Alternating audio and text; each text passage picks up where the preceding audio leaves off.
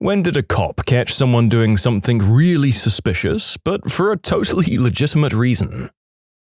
At around 2 a.m. on a weeknight, I saw a guy bolt from a house in a quiet residential burglary hotspot. His face is covered, he's wearing sunglasses or something similar, and the kind of dark clothing you catch burglars in. As I follow him and start to shout up on the radio, the cars parked between us clear to reveal he's running behind the tiniest dog I've ever seen. A clearly uncontrollable pooch that's having the time of its life. So I just keep going. And to clarify, the dog was on a lead. He was stopping to sniff at lampposts. It wasn't a dog napping. The man was running as he was trying to keep up with the dog while letting it go at the pace it wanted to go. He ran from the house, but the front door was closed. Doglet took off when they hit the pavement. When I got closer, those sunglasses he was wearing weren't sunglasses after all, just tinted glasses. I don't know why he had his face covered. It was a scarf and it was autumn, but we don't have sumptuary laws in our country and you can wear what you like. I'm not the fashion police. I spoke to him when I saw him later on, but I don't remember the dog's name. Sorry. And for those of you asking, it wasn't even an expensive dog. It was a cheap dog. Cheap dogs have more fun, I reckon. Prior US Coast Guard. We were doing a security boarding on a vessel planning on entering port with some hazardous cargo. Me and one other guy were in the engine room, making sure everything was kosher, when we catch a glimpse of some boots barely sticking out from under a piece of machinery. Since, as far as we knew, all crew were present and accounted for above deck, we were understandably concerned. We radio up asking about it and get told all present and accounted for up above. So we're thinking a stowaway or someone being smuggled. Luckily, it was neither, just a guy who legitimately fell asleep while doing some maintenance. He shared a name with one of the other crew, so that's how he missed his absence. Apparently our guy up above checked the same guy twice. Go figure. My cousin is a cop and told us the story of seeing a car driving slowly at about 3 a.m. through a neighborhood that had had several break-ins. He thinks to himself that they're looking for a target, so he puts on his lights and pulls them over. He walks up and the driver puts the window down and she turns to look at him with fire in her eyes and says in a harsh whisper, "This had better be important because I just got the baby to sleep." He looks in the back and there's a baby in the car seat, sound asleep. The memory of what it was like when his babies wouldn't sleep rushes back, so he says, "Oh no, I'm so sorry, never mind." And he goes back to his car. She drives away slowly. He's just glad he didn't wake the baby. Well, it looks like that woman found the perfect cover. Start the kid off young doing that job and he'll be a legendary master burglar by the time he's 10. I love it when hardened enforcers go soft when it becomes clear there are kids on the scene. Actual cop here. I work midnights, and one night I'm sitting in my cruiser at like 2 a.m. doing paperwork. I see an older model car driving slowly around the area and then pull into an abandoned parking lot and black out in the corner by the woods. No lighting. This is for a building that's being torn down. This is not normal, so I'll look into it. I pull up to him and get out. "How are you doing?" I asked. "What's going on in this parking lot tonight?" The guy's got bags of something in his back seat and he's alone. He's an older guy and seems a little off. He tells me, "I'm here to feed the cats." And I think to myself, this is a bullcrap answer, and I attempt to call his bluff. "Okay, where are the—" And then like 40 cats come running out of the woods. The guy asks me, "May I?" And I say, sure." He gets out of the car and starts feeding the cats from the dry food in his bags. The closest thing I can describe it as was the scene in Ace Ventura where his pets all come out of hiding. Okay, go on about your business, I guess, and then I left. My husband told me a story of one time when he was patrolling around and spotted a guy who was in a straitjacket come around the corner of the town that he was patrolling in, and he was instantly suspicious. He ran over and grabbed him and asked what he was doing. He said he was just messing around with a friend, but he lost his friend and couldn't get out of the jacket. So my husband asked to call his friend just in case, and lo and behold, he wasn't even lying. Cop here, well, technically military really. I'm an officer with the Portuguese National Republican Guard, similar to the French gendarmes. We're generally responsible for policing rural, low-population areas, though we do also take on some military expeditionary roles, like peacekeeping presence in Timor. The point is, if you live in rural Portugal, we're the ones who are going to come out when you need help or have trouble. About 2 years ago, there was a murder. An old man was stabbed and bled out in his kitchen, and the wife came home to find him dead lying on the counter. She called 112, that's the 911 equivalent here, and I was dispatched along with some colleagues. The paramedics confirmed the death on site, but we didn't want to move the body before the judiciary police came to have a look and do forensics. Not only that, but the old lady wasn't doing so good with the shock, so after about 20 minutes of her hyperventilating, we got her in the ambulance and the paramedics took her to the hospital. That means me and my colleague were left guarding the body and trying to keep things as we found them, while still looking around for evidence. About an hour later, we hear a truck arrive. My colleague goes up from the basement where we were,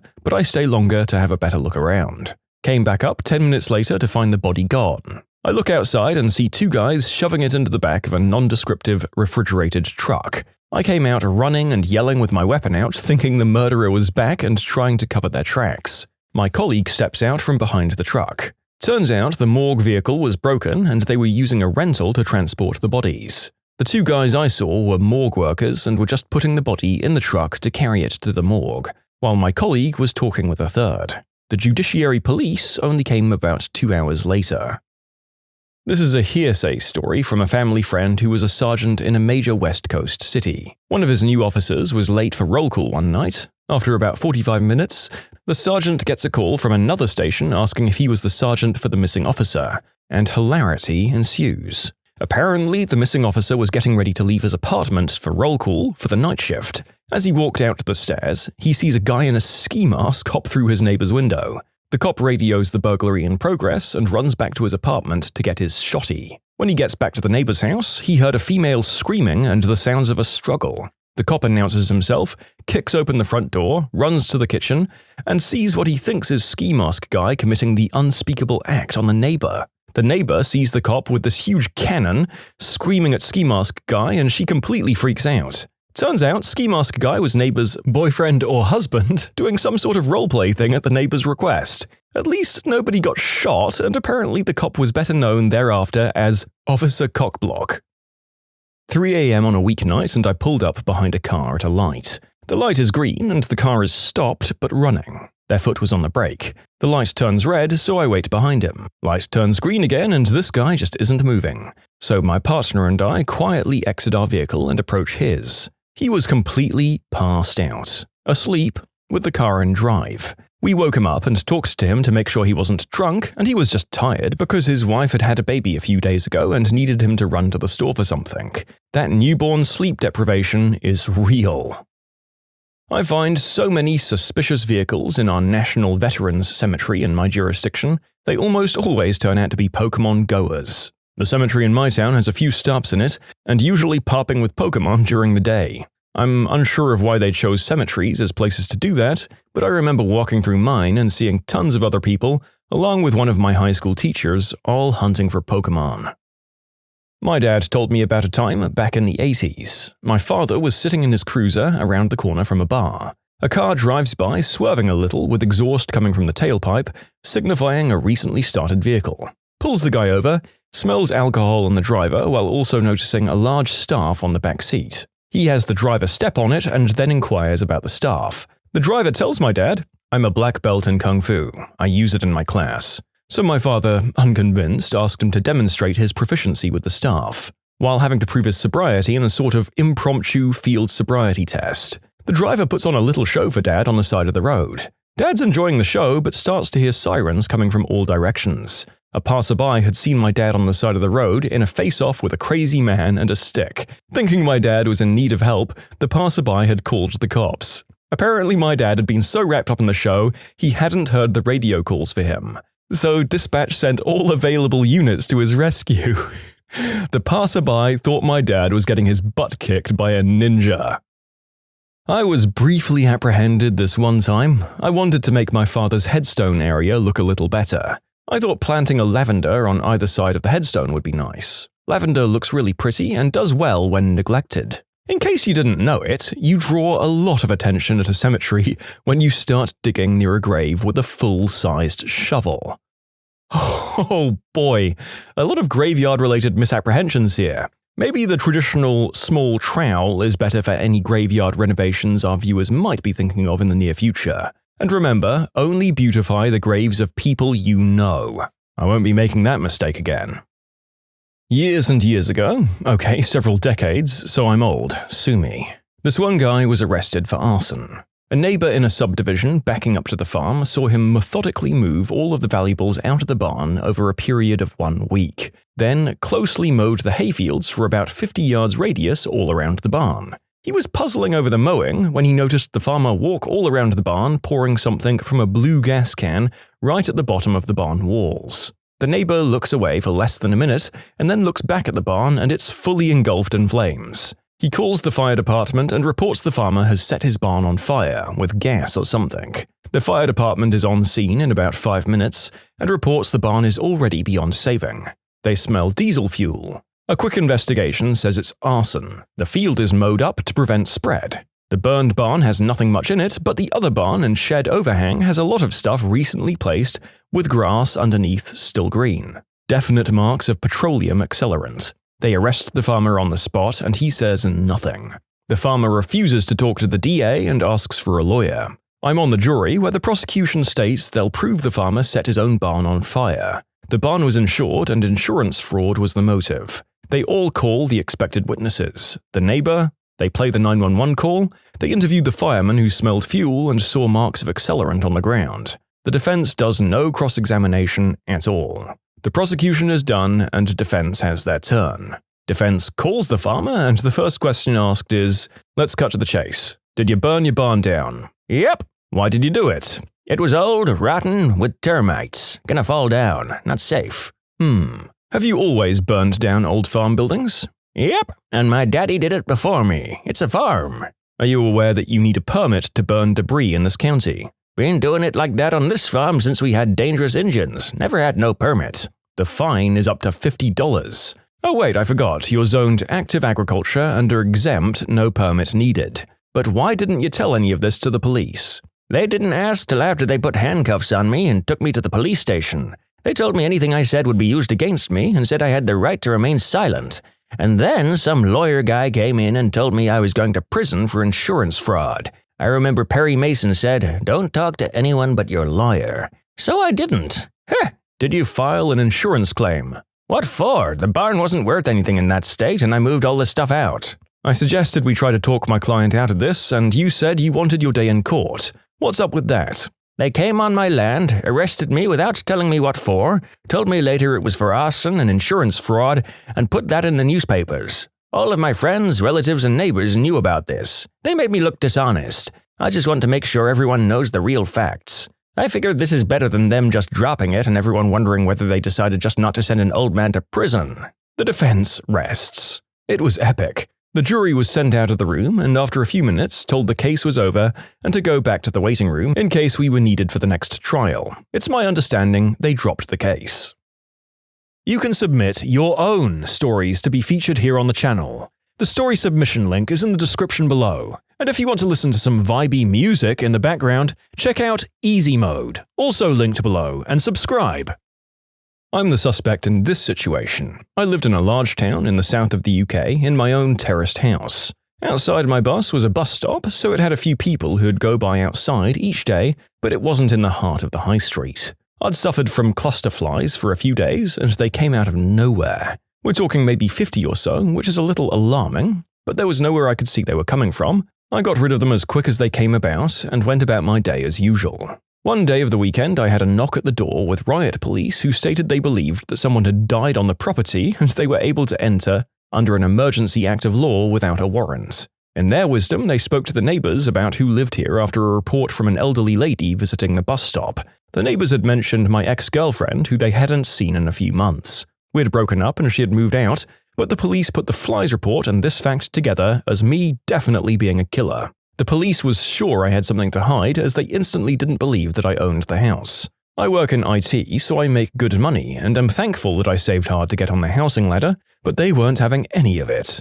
I had to then wait under surveillance while my house was searched and riot police were all in the street. I'm a keen gardener, and upstairs in the airing cupboard I was attempting to grow some seeds. The police were convinced that 23-year-old me was instead running what the kids are calling a Mary Jo Wanner factory. In the end, they found no dead body and they realized their mistake when I pointed out the 50 cacti around the house they conveniently hadn't noticed. I'm sure I'm on some kind of list now, but they left almost disappointed that their amazing detective work found an IT nerd that likes spiny flora and not the next big serial killer. In short, the police thought I murdered my ex-girlfriend and that I was running a substance factory in my home. To be fair, if you looked anything like most IT workers, i.e. like me, you probably fit the Jeffrey Dahmer vibe that people can look out for when there's a potential murder at hand. And if you think there's a chance of it, I guess it's good to at least check in. Those popos were a little overzealous though. The first one that comes in mind for me was late at night, saw a guy hauling copper pipe out of a local grocery store after it had closed down. Copper theft at the time was really common, so I thought I had a burglary in progress. I stop out and get ready for an easy arrest. I ask him what he's doing and he says he was hired to clean the place out. I ask why he's taking the copper. The owner told him the payment was the copper piping. Since it wasn't going to be a grocery store afterwards, they didn't need it. I didn't buy that for a minute. Bullcrap detector was screaming at this point. So I find the owner in our records and call him, and sure as heck, the guy was hired to clean the place out and was paid in copper pipe. That was their agreement. But then I asked him why he was out at 2 a.m. since it was super suspicious. Since the place closed down, there was no AC. As it was the middle of the summer, 2 a.m. was the best way to do it and keep cool. Recently, I was conducting an S18 house search on a guy we'd arrested in a local club with loads of substances on him. In his room, I found an oversized, out-of-place vase with false flowers in them, so my suspicion was raised. I took the flowers out, and in the bottom I saw what I believed to be a balaclava. Here we go. I took it out and unfolded it, and it turned out to be a jumper for a small dog. I look in the vase again, and I see a blue velvet drawstring bag. I manipulate it slightly and it rustles with the feeling of lots of little packets inside. I remove it slowly, open the bag, and inside are some retro Scrabble pieces. The frick? We didn't find any further substances in his room. We did, however, find a big F-off-sized machete under his mattress, wrapped up in a tea towel, so that was interesting. Still confused as frick about the contents of that vase, though. Police officer here. Long story short, guy gets locked out of his house by his wife, and we catch him trying to get back into his house. It was just after midnight, and we got a call of a suspicious person looking into a home. We respond code 2, lights but no sirens, and switch off the lights before we get close to mask our approach. As we pull up to the house, we see no signs of anyone at the front of the house, so we walk around to the rear and bam, guy with a crowbar wrenching on the back door. I yell, "Police! Drop the crowbar!" The guy starts screaming and nearly crying because we scared him so badly. Turns out he went to Tim Hortons to get a coffee as he and the wife had had a few drinks, and he forgot his keys and cell phone in the house. She was so drunk she forgot he left and locked the doors like she does every night. The poor guy tried to wake up his wife and she was passed out and didn't hear him. He grabbed the crowbar from his shed to try and pop the locking mechanism, and we caught him. We managed to get a hold of her by calling her on my cell. When she answered the door, she admitted to accidentally locking him out and gave us the exact same sequence of events. I honestly wish we had body cams so we could replay the poor guy's face and high-pitched scream.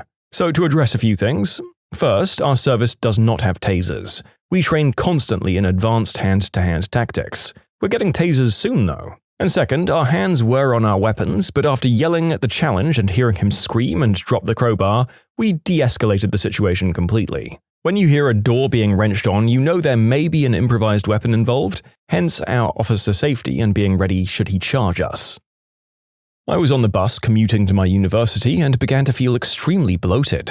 So I decided to get off. Turns out that was a relatively good move because as soon as I got off the bus, I began furiously crapping my pants. And I mean like full-on blasting diarrhea. Of course, it didn't help me avoiding crapping myself, but it helped me not embarrass myself further by turning the bus into a chemical bomb that day. Anyway, what happened thereafter was probably even more embarrassing than crapping myself. After the story above happened, I found myself in the middle of a downtown area of my city, a place where I wasn't familiar. However, luckily I had my phone, so I turned on my location and tried to figure out where I was. Thankfully, I found out I was really close to the Natural History Museum that I visit quite frequently. So I get there and decide to stand on the side of the building where there's this small round area with stone benches. I call my parents, and after having a few laughs, they agree to come and pick me up. However, I'm like 45 minutes away from my house, so it's going to take a while. What I didn't expect is that people were frequently walking past me. Apparently, they found me suspicious. They apparently couldn't smell the radiating stench of humiliation and brown filling the area, and all of these lovely people decided to inform the cops that I was there and that they suspected I was likely waiting for a substance deal. When the cops arrived and questioned me, this forced me to admit that I did indeed crap my pants, and after they came closer, I think they realized the truth of that. I told them I didn't want to go towards the front of the museum where there was lots of people. Needless to say, I was embarrassed. The cop politely asked if I needed a ride home or a phone call to someone, and I assured them that someone was coming to get me, and they left. Oh, that sucks. I almost wish that some incredible heist had gone down at the museum immediately afterwards, and that you were a prime suspect because of this, with photos of you looking queasy and uncomfortable being posted all over the news. Would have been the cherry on that humble pie you were forced to eat. I was a cop in a cops and robbers game, caught one of my friends eating what appeared to be my snacks, but he just happened to have the same type.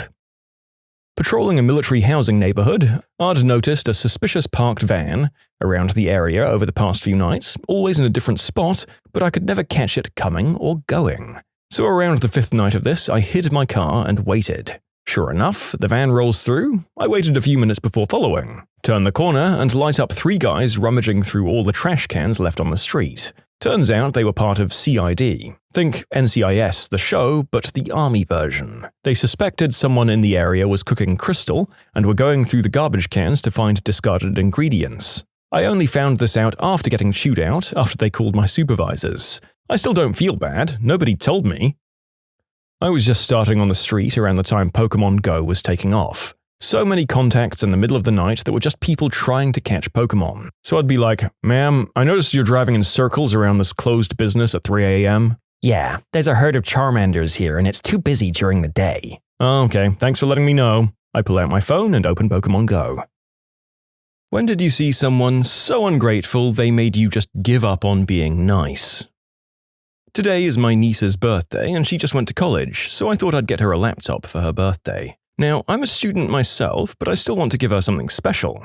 So I searched for a great used laptop and I found a decent Toshiba Satellite. I sold my PlayStation Portable and some other things so that I could afford it. So we were there at the dinner table opening presents. She opened mine and had this grim look on her face. "Oh, this is it? I thought you'd buy me a new one." "You know, I can't afford one. This is the best I can do." "I want a brand new one, not this. This sucks. Worst present ever." She then shoved the laptop and box across the table and it fell on the floor. I picked it up and just walked out. My cousin tried to stop me and I just said, I will never give her anything ever again. She even had the nerve to call back and ask for the laptop. Apparently her parents had punished her for her behavior and she'll now have to buy her own things. No handouts or gifts. My friend bought it back from me as a favor. He helped to pick it out and knows how much I bought it for. The profit was only about $10, roughly. Update, my niece called again this morning asking for the laptop because she'll need it for college and her parents are still holding firm on her never being handed out stuff while she's there. No apology yet, only demands. Her brother said I'd cave and give it to her. Frick no and frick you, niece. I always wanted to believe this kind of behavior only happens on television. I mean, you're getting free stuff, how can you not like that? I get socks for Christmas and I get fricking excited. Frickin' free socks, man.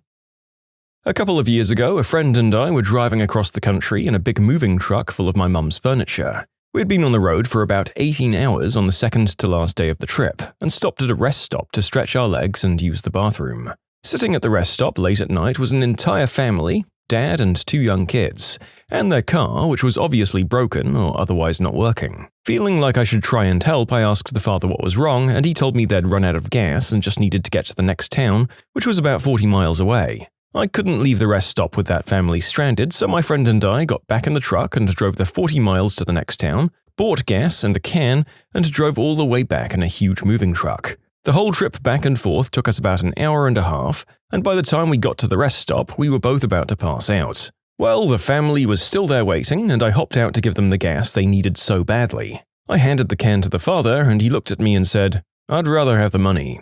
This caught me off guard as the money wouldn't have helped get them anywhere, but it was then that it dawned on me that he never wanted gas to begin with, and he probably even had some in the car. He was just fishing for cash and using his kids as the bait. I felt really bad for the mum as she was just looking at me the whole time with this expression of, "I'm so sorry." I was at loss for words, since the dad didn't even want the gas we'd just driven over an hour to get for them. I just set the gas can on the ground, got back in the truck, and left feeling like a giant idiot. This is why so many people are jaded about helping out other people. Admittedly, myself at times too. It's gross behavior and a terrible example to set for your kids. My cousin gave my son a broken PlayStation 2 for his birthday. I fixed it. I just needed to clean the optic on the player. Then the cousin asked for it back. I absolutely told him no. I delivered a pizza in a low-income type apartment complex. The total was $18 something, and she just handed me a 20 rolled up and told me to keep the change. I turned around and started walking down the stairs back to the parking lot while unrolling the $20 to put in my wad of cash, when I find a $100 bill wrapped up inside of the 20. Immediately, I turned around and went back, knocked, and said, "I don't think you meant to include this inside the 20, as I extended my hand towards her with a $100 bill in it. She immediately started screaming at me about how she didn't give me no $100 tip and that I'm lucky she doesn't call the police. Slammed the door, then called my pizza shop to complain. I told the manager the whole story. She was put on the do not answer list. Crazy lady. I had something similar happen at an ATM. The guy before me had pulled out what looked like $400 and then walked away without taking the cash. I didn't realize what had happened at first, so by the time I put 2 and 2 together, he was out of the store. I grabbed the money, ran after him, and caught him in the parking lot. I handed him the cash and he violently grabbed it from me and started talking crap about me trying to steal his money. He started getting in my face when his friend mentioned that before he'd ever met me, he was $400 down. Then I came along and he's back to even, ending with, "What the frick is wrong with you?" The guy never thanked me, but his friend did. When we were young, we were very poor. My sister's birthday was coming up. I think she was about 7. There was no money to buy gifts, but my mother had a small piece of white satin cloth and a box of tiny little pearl beads. She had hand-sewed this beautiful little wedding gown for my sister's doll and sat up night after night hand-sewing these tiny little beads on the dress. When my sister was given it for her birthday, she threw it across the room in disgust, saying, "I don't want that, it's my old dolly." I'll never forget the heartbreak on my mother's face. The stories in this thread make me afraid that when I have kids, they'll be spoiled brats. Oh, don't be afraid. It's something you can control. It's up to parents to teach their kids grace and humility. Look, my parents didn't say no to my siblings or I very often. We were spoiled, but we certainly weren't brats about it. And I think there were 2 key things to this. First, before we were allowed to play with any toy or gift we received, we had to write a thank you note for it. And nothing low effort in the thank you notes. They had to be sincere and take up the whole gosh darn card. Doing that makes you think long and hard about why someone would choose something for you, what they intended, and what you like about a present that might otherwise befuddle you. Second, if you didn't react with grace and gratefulness, you didn't get to keep the gift. End of story. If you reacted like a real brat, you didn't get to keep any of them.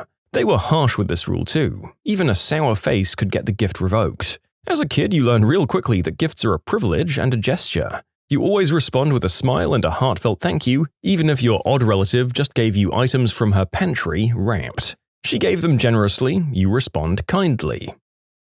A girl in my high school received a used car on her 16th birthday. She was unhappy with the fact that it was a 3-year-old car. She intentionally totaled it. Her thinking was that if she totaled this one, her parents would have to buy her a new one. She didn't get a new car and had to ride the bus. I knew a girl who did that too, except with a nice little Ranger. It was a couple of years old, but had all of the bells and whistles except 4-wheel drive. That wasn't good enough for her, so she wrecked it intentionally. She fractured her neck and had to walk around with a cervical collar for a couple of months. And then her parents brought her a piece of crap 1980 Ford Escort. When I was 15, a girl in my driver's ed class turned red and stood up.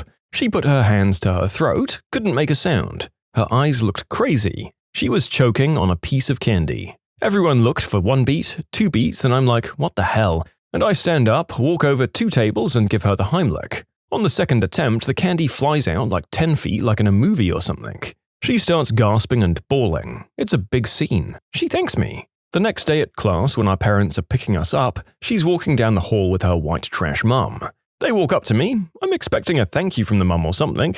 I've never seen this lady before, and as she gets close, she starts yelling, "What did you think you were doing? You aren't a doctor or a nurse. You could have broken her ribs. You're lucky I don't get a lawyer and sue your family. I still might." And it went on and on like that for about 5 minutes. I used to work for a local car dealership. I was selling the cheapest car on the lot to a dad and his daughter. It was a 2000 Daewoo for $3,000. She was so excited to have her own car, and it was what her dad could afford her. At the same time, another salesperson was selling a brand new Eddie Bauer Explorer to a dad as a present to his daughter. As I was presenting the Daewoo to the new owners, the daughter of the other dad comes in to see her new Explorer. She started an absolute tantrum and yells, "I didn't want an Explorer, I wanted an Expedition!" I was really proud of the dad of the Explorer. As he walked back into the finance office, he changed the deal. He collaborated with the guy buying the Daewoo and switched the names. So the girl crying over her Explorer now had a crappy Daewoo, and the girl who was really grateful to have a car ended up with a fully loaded, paid-off Explorer. I would never have believed it if I hadn't been the salesperson. It does stretch credulity, as you say, but my god, that is one heck of a tale of instant karma if it's true. I can't ever imagine having that much money that I could laugh off an expense like that, but good on the guy for doing his best not to pass on rich person entitlement to his daughter. Valentine's Day 2004. Now, I've never given two craps about Valentine's Day, but my girlfriend at the time had never been in a serious relationship and wanted a special Valentine's Day. I was more than happy to oblige for her. That day, I went to the local flower nursery where I used to work and bought 24 red roses and grabbed an unused delivery invoice. I still had the uniform, just a t-shirt and hat, but enough to make me look like a legit delivery person.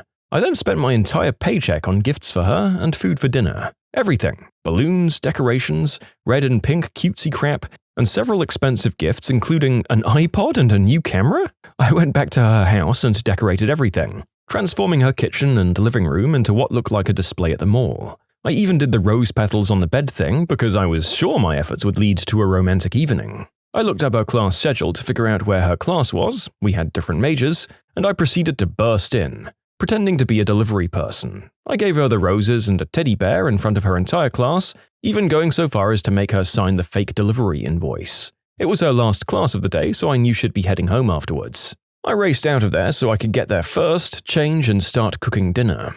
I got there maybe 20 minutes before she did, and everything was going to plan. She was upset when she walked in the door. "Why didn't you wait for me after class?" she said. I told her I wanted to start dinner before she got home and finish decorating the house. "Oh, I really wanted to go out for dinner tonight. Can't we go out for dinner?" I explained that I was going to make something special at home and had in fact already started cooking. She looked at the table full of presents and the house full of decorations and just sighed, disappointed. I really wanted this to be a special Valentine's Day, just this once. I was really hoping we could have a special day together, but I guess not. In short, spent $800 on Valentine's Day, put on a great show, and it wasn't good enough. Never again. You can submit your own stories to be featured here on the channel. The story submission link is in the description below. And if you want to listen to some vibey music in the background, check out easymode, also linked below, and subscribe. When I was younger, I worked at Blockbuster. I was the night shift manager, and one night I was working by myself when a customer walks up and handed me a woman's wallet. He says he found it on the ground. I peeked inside to find an ID and membership card so I could look up her account and phone number. Sure enough, she'd been in the store about 30 minutes earlier, so I gave her a call. She seemed pleased on the phone and said she'd be right in. Store policy for something like that was to lock the item in the safe until the customer arrives. I did so and went about my business. About an hour later, the woman comes in and asks for her wallet. I tell her it's going to be 15 minutes as the safe was timed, and I asked her to wait. This was apparently unacceptable, and she asked if I could get it faster than that. I told her no and continued helping other customers while she waited. Once the safe beeped, I grabbed her wallet and handed it to her. I had to put a line of customers on hold while I did this, because I wanted her out of the store ASAP since she had spent the last 15 minutes fuming and standing right next to my register. As soon as I hand her the wallet, she says, "My money had better be in there." I explained that honestly I had no idea as I didn't open it all the way, as her membership card was on an outer flap. This was one of those larger wallets that was more like a mini purse with lots of flaps and zippers and such. After handing it to her, I asked for the next customer in line to step up and basically tried ignoring her. Unfortunately, she began screaming, "My money is gone! You stole my money!" Which really surprised me as she was a pretty normal-looking soccer mom type. I asked the customer in front of me I'm helping to wait a second and explained to her that the wallet was handed to me and reiterated that I had not personally opened the wallet any further than the first flap. She starts screaming again, saying there were over $200 in it and that she was calling the police. I shrug and tell her to go ahead. At this point, I'm completely satisfied to ignore her. She walks to the back of the store and whips out her cell phone. I continue helping the line as the customers are looking back at this woman as she's loudly calling the cops. Most of the customers got up to the front of the line and went like, "What a witch," and that kind of comment. I just shrugged and smiled. After the line was cleared, the lady came back to the register and told me with a super smug look that the police were on their way. Okay, I say, and I give her a "I don't give an F" shrug and ignore her while checking in movies. About an hour later, a cop finally enters the store. This lady has waited right next to my register again the entire time, and she starts waving at him and pointing at me the same time. I see the cop and roll my eyes and shake my head. He asks her to repeat her story, and as she's repeating it, he's almost completely ignoring her and watching the football game that we have playing on our direct TV kiosk. After she gets done, he looks at me, rolls his eyes, and asks, "Did you take the money?" "Of course not," I say. "I'm sorry, there's nothing we can do, ma'am," the cop says and leaves the store. As he leaves, he holds the door open for her and tells her to leave if her business is complete. I smiled super big, like a Cheshire cat big, and told her to have a super day as she left. After she left, I bought pizza with the $200 I took. I'm just kidding, but I almost wish that's how the story ended after she embarrassed me like that for close to 2 hours. I helped my workmate move house, hungover after far too much tequila. I moved all of his crap, his boyfriend's and his roommate's stuff, basically myself as they were all useless. Took almost 12 hours. That jerk didn't even buy me a beer, food, or anything all day. Then he fobbed me off when I asked for help to move myself. Then had the nerve to ask for help when he moved out again. I bought my cats some gourmet food and they looked at me like I was trying to poison them. Cretins. Well, on the one hand, I sympathize with you, but on the other hand, you probably should have seen that coming. I love cats, but they are complete jerks.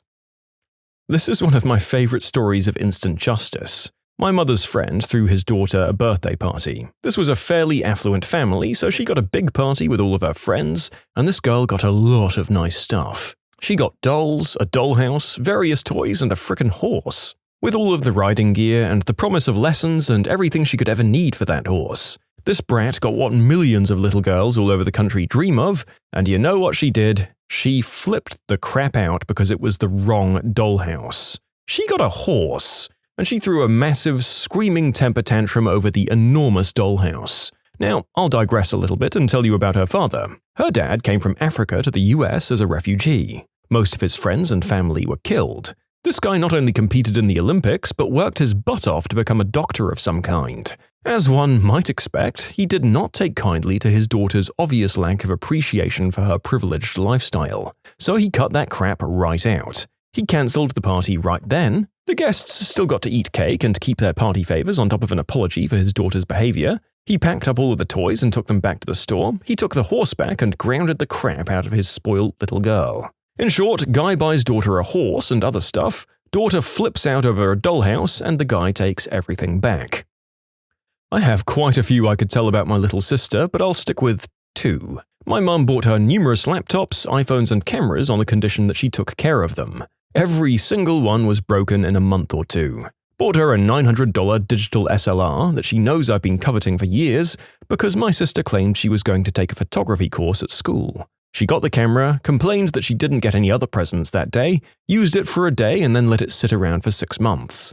She uses it now for pictures on her Tumblr, but she told my mum she intended to take a photography course and she can only use the damn thing on auto. For Easter, I spent a couple of $100 buying her tons of Hunger Games stuff and random stuff for an Easter basket because I stupidly wanted to do something nice, I guess. I'll just pick random stuff over the course of a few months that I thought she'd like. She was upset that my mum wouldn't be doing baskets anymore because she was 15. She threw a tantrum after she opened everything because Easter sucked because we wouldn't hide Easter eggs for her or hide plastic ones filled with money like her friends' parents did. She's 15 for frick's sake. I haven't gotten her a damn thing since. I bought my mum a MacBook Air to pay her back for years of caring for me, and my sister threw the biggest temper tantrum ever. She clawed at my mum's face and tried to steal her car because it wasn't fair that my mum got something nice for the first time ever. Literally ever. My sister has since accidentally broken her laptop hoping that I'd buy her one too. Not going to ever fricking happen. Whew, sorry, that turned into a bit of a rant. My older sister Amanda is extremely spoiled. My dad practically worships the ground she spits on. Well, she's about 9 years older than me, so of course she was able to do more things. I used to help my mum at a restaurant every day when I was about 5 to 8 years old. Because I was so young, people would give me tips throughout the day. When my mum's shift ended, she'd walk me next door to the bank and I'd deposit my earnings. By the time I was 8, I had a little over $800 saved up. May came around and my sister was going to turn 17. For her birthday, she wanted a crap ton of hairstyling stuff and makeup. Well, my father had other plans.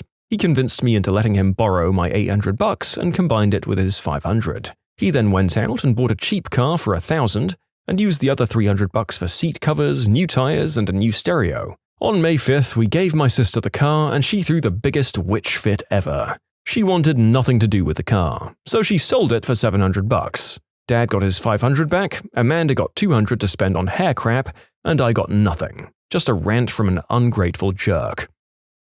My spouse used to have an old Mercedes E-Class. It was like 1995 or something. He wanted to give it away to my little cousin as a first car because it was safe, reliable, and my little cousin's parents couldn't afford to buy their kid anything big like cars. So we gave her this car and she freaked out like the niece in our first story did. She started going on about how we were going to go out and buy a new one and she wanted a new one too. So my spouse took the keys away from her and gave them to her older brother right in front of her. The reason we didn't give it to him in the first place was because he had an old Honda that he had paid for himself. However, it was falling apart and needed a lot of work to keep it safe. We even volunteered to pay for his insurance in his first year of college just to spite his little sister. Oh, that felt real good. We haven't bought my female cousin anything in over 3 years. We don't even send her a birthday card. If you act like that when someone gives you something, you clearly aren't worthy of anything. I work for a not-for-profit and we have cookouts for people in poverty. They complain so hard that we buy generic soda or don't have, quote, good cheese for their burgers. One time we gave away thousands of pairs of shoes in the city. The "what is this crap" complaints outnumbered the thank yous about 20 to 1. This is from people who came up without shoes to collect them. Well, this is embarrassing. When I was a kid, I was homesick from school one day. My mum told me she'd go rent a movie for me to watch. Expecting a cartoon, I got really excited since I loved cartoons, and back then they were seldom on TV. She came home and had bought a live-action film. I was so disappointed. I cried and yelled for a while and said I didn't want to watch it. She was like, "Fine, I'll watch it on my own." When she started watching it, I pretended not to watch, but I couldn't help not watching it. Turns out it was the best movie I'd ever seen. It made me both appreciate live-action films and convinced me my mum always knew what was best for me. The movie was Back to the Future. What crazy accusation did someone make up about you at work? I'm on the keto diet. That requires me to drink a metric crap ton of water, so I carry around a 1-liter Nalgene bottle at all times. I'm a mid-level manager at a 60-person company. At the end of the workday, on the way out, I pass the water cooler and I fill my bottle up for the commute home. Yesterday, I was doing just that when our office manager walked up and said the following: "You're leaving for the day. Water is for employees to drink when they're working in the office only." I laughed it off, finished filling my bottle and headed home. I genuinely thought she was kidding, or at the very worst having a crappy day and lashing out. She wasn't. Today I get into the office with an email from her to myself, my boss, who's our CEO and founder, and our HR person saying that I'm stealing from the company, that I didn't stop filling my water bottle and immediately apologize when confronted, and that she's officially reporting this behavior and asking to have it documented. Needless to say, we all had a pretty good laugh about it. My boss called me in hysterics and could barely form a sentence, he was laughing so hard. And somebody wrote, "Is proper hydration good for the company?" on my water bottle. Our office manager, however, is just walking by my office and glaring since then. In short, I'm the Daniel Ocean of our office water cooler. Ooh, update. This morning there was a fancy new Nalgene bottle on my desk, and the crazy office manager came by and said that she was having a crazy week and apologized. I showed her this comment, laughs were had, and all is now good in my office world. Time clock thievery while doing volunteer work. It was a simple volunteer gig, no major organization, and nobody was keeping track of hours for anything. It was not court mandated. We were cleaning up at the end of the day and I answered a phone call. The supervisor got all angry and said, "Get off the phone, that's time clock thievery." By God, this man can steal time itself. After working at Subway for 5 years, 3 of those as manager, I was accused of turning off the cameras in the store and getting blazed in the cooler. I quit shortly after. Turned out the owner was trying to set me up to fire me. I once used the phrase, "more than one way to skin a cat," around a manager who'd never heard the phrase. She called me into her office later to ask why I was saying such a disgusting thing accused me of being a sicko who killed animals, and then threatened to fire me if she heard anything like it ever again.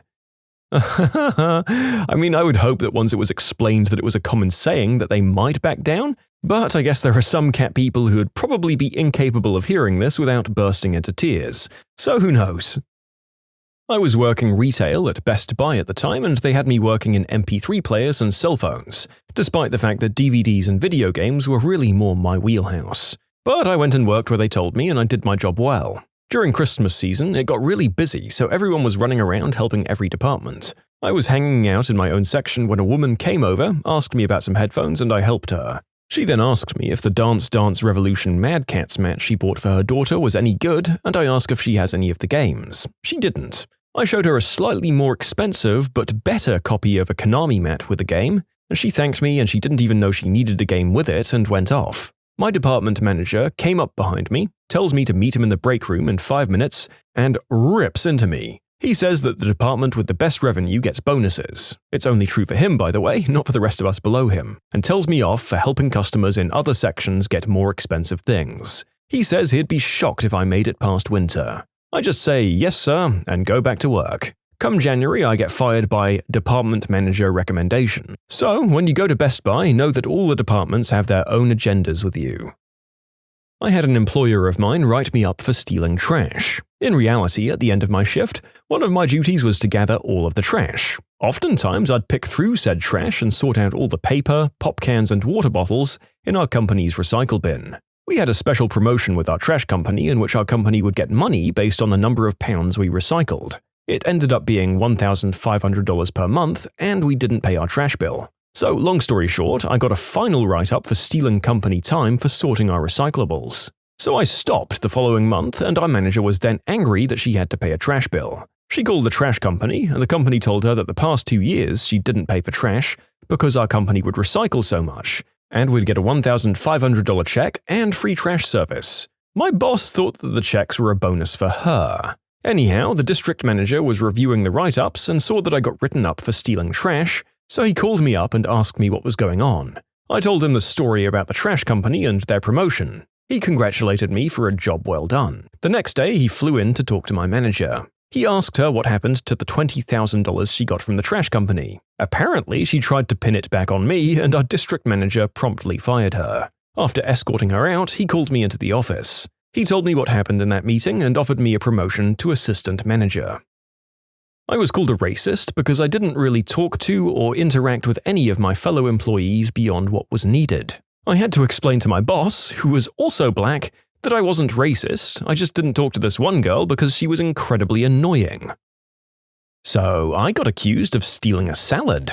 I worked as a cashier at a grocery store while in high school. Because they'd scheduled me 6.5 hours, I only qualified for a 15-minute break, not a 30-minute one. So I spent the first 8 or so minutes of my break on the phone with a mechanic working out issues with my car. I then ran back to the little cafe near the back of the store that has a salad bar and made a quick salad, which you weigh and price there. By this time, I had about 5 minutes left on my break, and the manager was very strict about not going over your 15 minutes. So I stood at the cafe register for a good minute and no one was to be found. I quickly ate my salad, then took the sticker up to the front registers to pay for the $1.99 salad. I go back on the clock and about 20 minutes later I was called into the office. They say a situation has occurred, but don't tell me what. They said they're sending me home for the day. So I came back in the next day for my shift and they called me into the office again.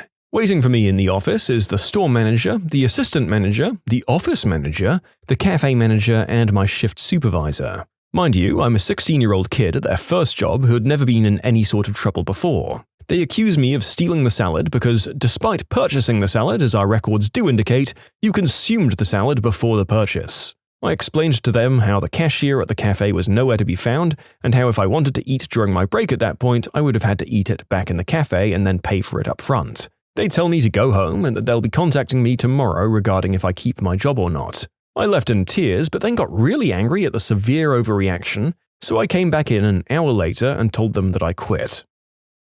I worked in a souvenir shop at an amusement park. It was the 4th of July, one of the busiest days because of the park's fireworks show, and we were also understaffed. The shop was just inside the gate, so we would get swamped just before closing as people bought the stuff they didn't want to walk around with all day. I was left alone in the shop just before closing time, running the cash register as people flowed in. It was utter chaos. While closing out the register that night, I noticed that a large stuffed animal had been stolen. The manager couldn't fathom that one person manning a swamped store couldn't prevent theft because not all of the displays are within sight of the register. I think it must have been a team effort, with one or two people getting my attention in one area while the other one walked off with the toy. But I didn't say that because I didn't really know how or when it happened. The butthole accused me of being in on it and looking the other way while a friend stole it so we could profit later. I didn't even know what to say. I was 17, it was my first job, and I cried for days under the assumption that every job I'd ever hold down would be like that one. Don't those things just have a gigantic markup but cost the shop almost nothing to buy in? I don't know for sure, but I think most amusement park giant toys are cheap as all heck, although that might just be the ones you win in the rigged games. I used to work at a retail store and I had a beard. One day my boss told me to get rid of my beard, so I came back the next day with a mustache. I was then told I had an attitude problem. I had a regional manager do that to me once. He was in our store almost every day and saw me growing the beard and never said a word. Then once, when I was in trouble for not driving 40 miles during a tornado alert to see a training video, he ordered me to shave off my beard as, I have a no beards policy. When I pointed out other store managers had beards, his response was, they had beards when I hired them. My boss thought I was goofing off in the restroom. For a few months there, he wouldn't let me flush the toilet until he came in and made sure I actually used it. I would certainly call that a hostile work environment. I'm a freaking grown man and there's no way I'm going to let anyone inspect my duties like I'm some kind of toddler. Are you a grown man because you just used the word duty? I digress. Back when I was in high school, I worked for my town's parks department. One time, my boss, who was a total sleazeball creep to every girl there, and hated me for not being female mostly, he calls me into his office. While there, he accused me of stealing a $3 check and then says that I have to be let go. I tell him point blank that if I was to steal from the department, it would be something a lot more than a measly $3 check. What the heck would I do with that anyway? Later on, I find out from a friend of mine that he found the check underneath his desk, and then a month later someone finally reported him for his behavior with the women, and he got fired too. Karma is a witch, yo.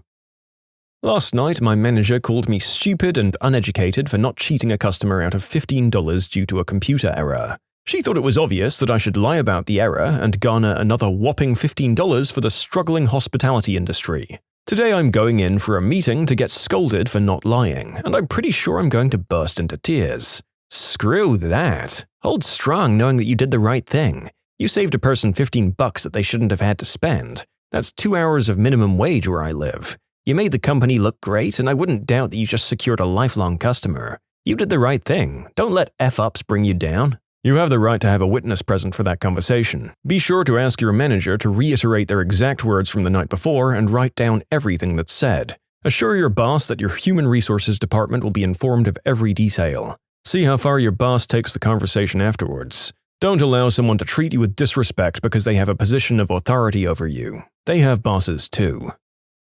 You can submit your own stories to be featured here on the channel. The story submission link is in the description below. And if you want to listen to some vibey music in the background, check out easymode, also linked below, and subscribe.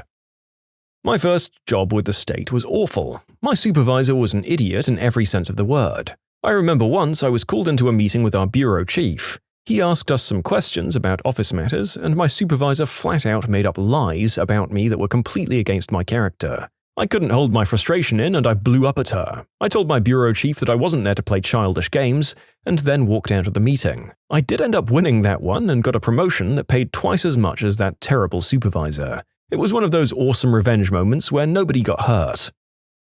In one of my darker life periods, I was doing part-time tech support for a dinky computer shop here in town. The owner was a pill-popping nutjob that kept a loaded gat in a drawer in the front desk and regularly cheated his customers. Anyway, I'm working one day, and one of the other techs who'd been there forever and a half tells me to go install a modem in some guy's computer. I'm shaking my head because this is 2009, and I can't believe anyone would be requesting a modem. I ask him if he's sure before I go out there. He said he was. So I went out, and sure enough, he doesn't need a modem at all. He needs a wireless card or adapter. I call, go back to the store, get the card, head back to the customers, install it, head back and yell at the guy for being an idiot, as common sense would tell anyone reasonably competent that he didn't need a modem. Long story short, next week the boss came in and fired me because the other guy made up some absolute crap about me drilling a hole in a motherboard to fix a PC, which made no sense whatsoever. On my way out, I rolled my eyes and said, fine, whatever, grabbed my stuff and left. The owner freaks out and follows me into the parking lot, yelling and screaming and ranting and raving and trying to pick a physical fight. I just calmly walked to my car, went home and had a beer. I found out later that shortly thereafter the other guy was busted for fraud and the owner went bankrupt, shortly before taking way too many substances for one person and self-deleting. When I worked at Circuit City, I had an 80GB iPod that my dad had given me because he no longer needed it. It was practically brand new. Even when I first plugged it into my computer, it came up as Richard's iPod. Well, one day it was in my purse that I kept under my counter while I was working. It went missing. I couldn't understand how it had gotten stolen. It had been one of the slowest days ever. Nonetheless, I was pretty frickin' bummed out about it. This happened during a time where the case we kept iPods in was broken, and it was horribly easy to steal them, and many had gone missing. Fast forward to a few weeks later, my coworker told me that my recently left for another job department manager thought I was the one stealing iPods, and that he got into my purse when I wasn't looking and took it to check the serial number, but never gave it back because I was flipping out and causing a bit of a scene walking around asking everyone if they'd seen anyone take it. I was frickin' livid, I can tell you. Folks, if you're so afraid of admitting that you're wrong that you're going to straight up just commit theft, then you really need to take a good look at yourself and head to a therapist's office. That is, after you give back the 80GB iPod that in the late 2000s was worth an ungodly amount of money, right? Several years ago, I was working for a sporting goods store as the customer service desk guy. Mostly what I did was returns and some special stuff with Ticketmaster and hunting and fishing licenses. While it wasn't a glamorous job, I did like it because I'm an outdoorsy guy, so the clientele were fun to talk to. One day we were informed we were getting a new general manager as the old one, who was decent but distant, was being transferred. The new manager was a raving, harpy, butthole C-word. She enjoyed making employees upset, didn't give a flying frick about our customers, did nothing to improve anything about the store, and kept the other managers in her office with endless meetings about, quote, improving the store. After a few months of this bullcrap and seeing some of the high school girls hired to work in shoes crying after her ranting at them, I had enough. I wrote a rather eloquent letter to corporate about her behavior and actions and had several employees sign it. 2 days later, several regional higher-ups arrived and proceeded to chew her out big time. She was suspended for 2 weeks and told that if the store didn't improve within the next quarter, she'd be fired. But that's just the beginning of the story, dear listener. I thought I'd won. But no, I had not. Apparently she found out it was me who wrote the letter. She probably got told by one of the other employees, I'm not so sure. And she was out for revenge. She got into the computer system and started to fake records showing I'd been selling gift cards to myself, pocketing the cash difference and then buying merchandise with those cards. Mostly candy and pop and small stuff, which she was probably pocketing since our counts weren't ever off. She then called in loss prevention, who weren't doing their jobs too well, because they didn't look closely at the files and their last edited dates. Yay for Windows NT Office. Because they believed her and called in the county sheriffs. 2 deputies came in, looked over the evidence. To their credit, they asked, "Are you sure, and can you explain this?" several times, and I got the feeling they were unsure about the whole mess. Nice guys too. They offered to take me out through the back instead of parading me past customers. They let me have a cigarette before we left and were generally courteous and respectful. Anyway, I ended up getting arrested on felony theft charges. Taken to jail, booked, the whole shebang. I was in tears for pretty much 3 days. But I knew this was bullcrap, so I went to my parents to help hire a lawyer for me. I told him the whole story and said under no circumstances were we pleading out to anything. He said, okay, and set up a meeting with the DA to talk about motions and such. When we arrived, the DA was all smiles and very polite. He informed me that the paperwork wasn't quite done yet, but they were dropping all charges and filing false report charges against my old manager. The investigators had looked over the evidence and found that A, the files for almost 3 months' worth of thefts had been edited on 2 days, neither of which I'd been present for, but that she had, and B, they'd all been edited from her computer, a computer I didn't have access to, and C, several of the thefts occurred on days when I was in the system as being out of state on vacation. I felt a lot happier after that and felt even better when my ex-boss was found to have fled the state. and checked herself into a mental hospital for a nervous breakdown. She was eventually brought back, charged, and convicted. Last I saw, she was an assistant manager at a gas station, while I'm now a federal firefighter and in school to become a police officer, and I'll make damn sure I read out every bit of evidence put in front of me. It's only after I saw her pumping gas that I could claim victory over her. I worked in retail as a cashier at a pet store for a long time, and occasionally when there was nothing going on, I'd just grab a couple of tennis balls and juggle them to keep myself amused. I'm pretty good at it. I can do 3 in all sorts of ways without looking at it or thinking about it, so I converse with customers perfectly normally when needed to, and most of them find it funny. If I suspected otherwise, I'd stop before they even made it close to conversation range, and I'd done it long enough that I was a pretty good judge of that kind of thing. Cue a day such as that, I was bored and juggling while I watched the front door. A family comes in with little kids, they laugh at the juggling man, and come to talk to me for a little while about reptiles. And juggling, of course. While I tried to teach one of their sons, who was 5 or 6 years old, how to juggle because he asked me to. Good times were had by all. They walk off and do their shopping with their little son trying to juggle the mini tennis balls that I gave him. Immediately, I got called into the back by the assistant manager, with another manager present as a witness, I guess, who decides he's going to rip me a new one for being disrespectful to the customers by juggling and not giving them my full attention. I respectfully, and perhaps sarcastically, no promises, disagree. And when he looks to the other manager in the room to back him up, you could just tell the guy was completely uninterested in getting involved, and he basically had nothing bad to say. The assistant manager continues to lay into me a bit more, says he's going to work with me on not being disrespectful like that, and if it continued, would have to talk about my employment. I leave. Months later, the new store manager gets hired, walks to the front with the assistant manager, and sees me juggling. The assistant manager gets the look that he's about to rip me a new one, but the store manager laughs, compliments me on my juggling, goes grabs his own tennis balls and starts juggling as well. Oh boy, the look on the assistant manager's face was priceless. A year after I started working for a company as a graphic designer, it turned out I was also the marketing and web design departments as well, my wife got pregnant with our first child. This was an office mostly filled with middle-aged women. I was in my mid to late 20s and they were all excited and even threw us a baby shower. All went well and my son was born and I took 2 weeks vacation time to be with my wife and child. 2 weeks that I'd saved up, by the way, not even parental leave. I came back and my boss was suddenly very aloof and non-communicative with me, where previously she and I were pretty close. This went on for several months until I learned that budget cuts have eliminated my position. Effective in 6 months' time, I found out. Through my coworkers, I found out that my boss was angry I had had a baby and wasn't dedicated to the cause. She was also at the budget meeting, and initially there were no cuts to our division, but she threw me under the bus, saying my work was non-essential. So here I am with a young family and staring down the barrel of unemployment. Turns out, though, that another company had been following my work and were eager to sign me on. Needless to say, I didn't do crap for the next 6 months, and I'm now happy at my current position and making more moolah to boot. The company is now in the crapper, and I poached one of their biggest clients on the way out. In short, I wasn't part of my ex-boss's fascist view of the future since I started a family. When was the cringe so strong that you barely survived?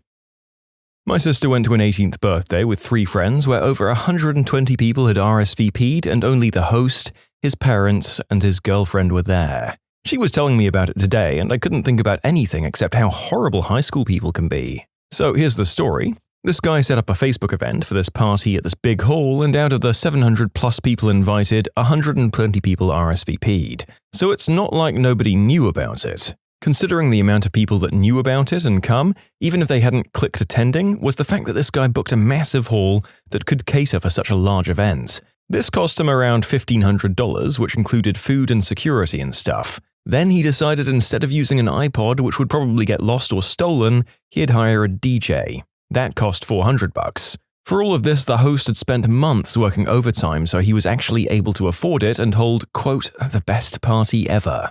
Come the night of the party, weeks of preparation, money and organization, this party is expected to go off. My sister headed off to this massive venue, fashionably late as well, and nobody else was there. Much to their surprise, it's just an empty hall with lights going on and a DJ doing his thing.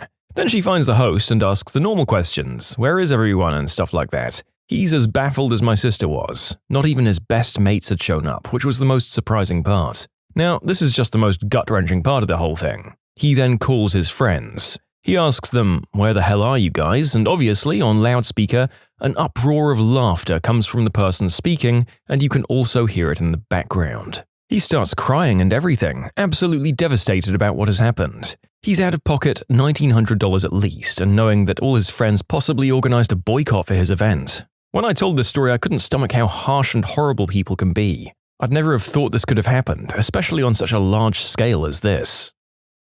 For my high school's 5-year anniversary, one enterprising student made a Facebook group and went through the yearbook, adding everybody that he could possibly find. About 630 of the roughly 700 students from our graduating class joined the group and started in on how everyone was doing, where everyone was living and stuff. When he sent out invites to get together, about 150 people said yes and 300 or so said maybe. The guy who organized it rented out a private room at a bowling alley, paid for a bartender, and got a ridiculous amount of food and such, as well as having all 4 yearbooks and putting together a DVD of random videos from sporting events, plays, funny skits from the school news, everything. This guy went all out. On the day of the reunion, 5 people came. The guy who organized it and his girlfriend, who wasn't even in our class, myself and a friend, and one random person who I recognized but never spoke to, and another guy who actually worked at the bowling alley. Quite possibly the saddest thing I've ever seen. The look of defeat on the guy's face was crushing. I've never felt such vicarious humiliation in my life. We ended up just getting drunk and bowling a few games before the black cloud of shame left everyone silent, and my friend and I left abruptly. And to Alan, if you read this, everyone in our class was a butthole anyway. Sorry, bro. Oh boy. Is this going to be an entire video of people being humiliated and financially broken because people ditch their parties? Because I'm not sure I can survive that. Oh, thank God, the next one is only about grievous bodily harm. I decided that I'd go to my junior prom, even though I had no date and all of about 3 friends at the time, none of whom were going. I mowed lawns to rent a tux, and since my dad was working, I started walking towards my school the night of the prom. As I'm walking down the sidewalk, a group of guys drives past me in a convertible going the opposite direction, and they ask me if I'm going to the prom. I recognize a couple of them as the popular kids, so I say yes. They said they'd swing around and give me a ride. They made a U-turn, and I see one begin to stand up in the back seat of the car. The top was down. It was beginning to get dark, and I couldn't see too well, but I thought I saw him make some kind of motion like he was saying, "Come on!" And then I came to consciousness in an ambulance.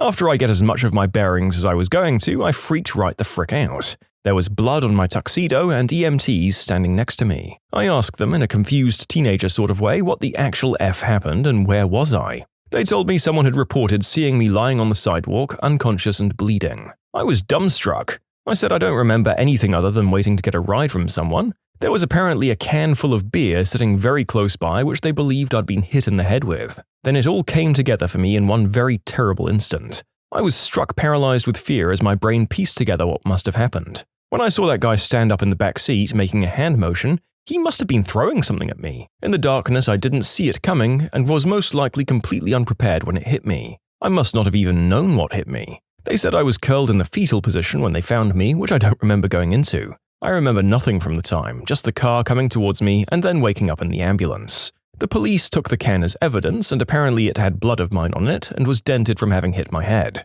Of course, every person in that car covered for one another, and as such there weren't arrests or disciplines of any kind. I knew it was them, though. That's the only thing that made sense to me more than 10 years later. I never went to another prom.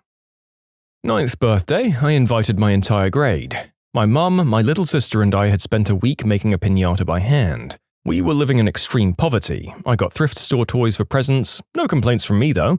I loved the thrift store and they were still toys. We didn't have a lot to eat sometimes. I was later put in foster care, but that's another story. But my mum had saved up to have snacks and such, and I remember that she put so much work into making it a great party. I knew my best friend had some kind of family event that weekend, so she couldn't come, so we had plans to have a sleepover the next weekend. We sat in the yard waiting for 2 hours, and nobody came.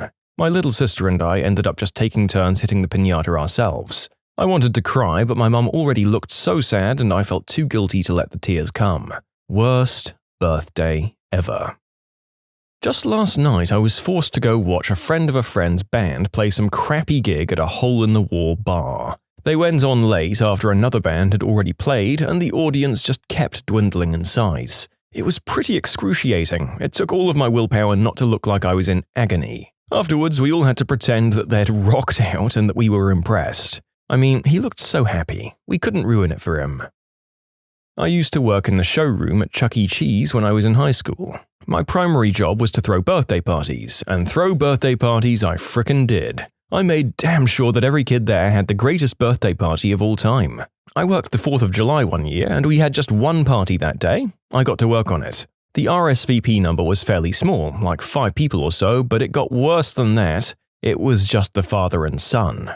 The mum and mum's family were proud residents of the state penitentiary in Oklahoma or something.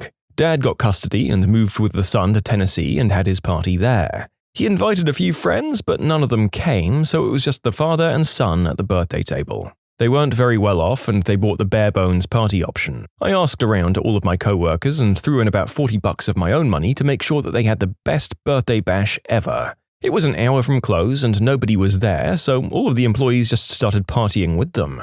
We made them 10 pizzas, and the kid got to pick whatever toppings he wanted. We then gave him about 500 tokens. We played and partied for 2 hours and then put on the show after closing. After the show, my boss brought out an Xbox and the kid got to play Xbox on the giant TVs in the showroom. It was close to midnight when they left. My boss brought fireworks and beer and all of us employees were going to raise heck in the parking lot.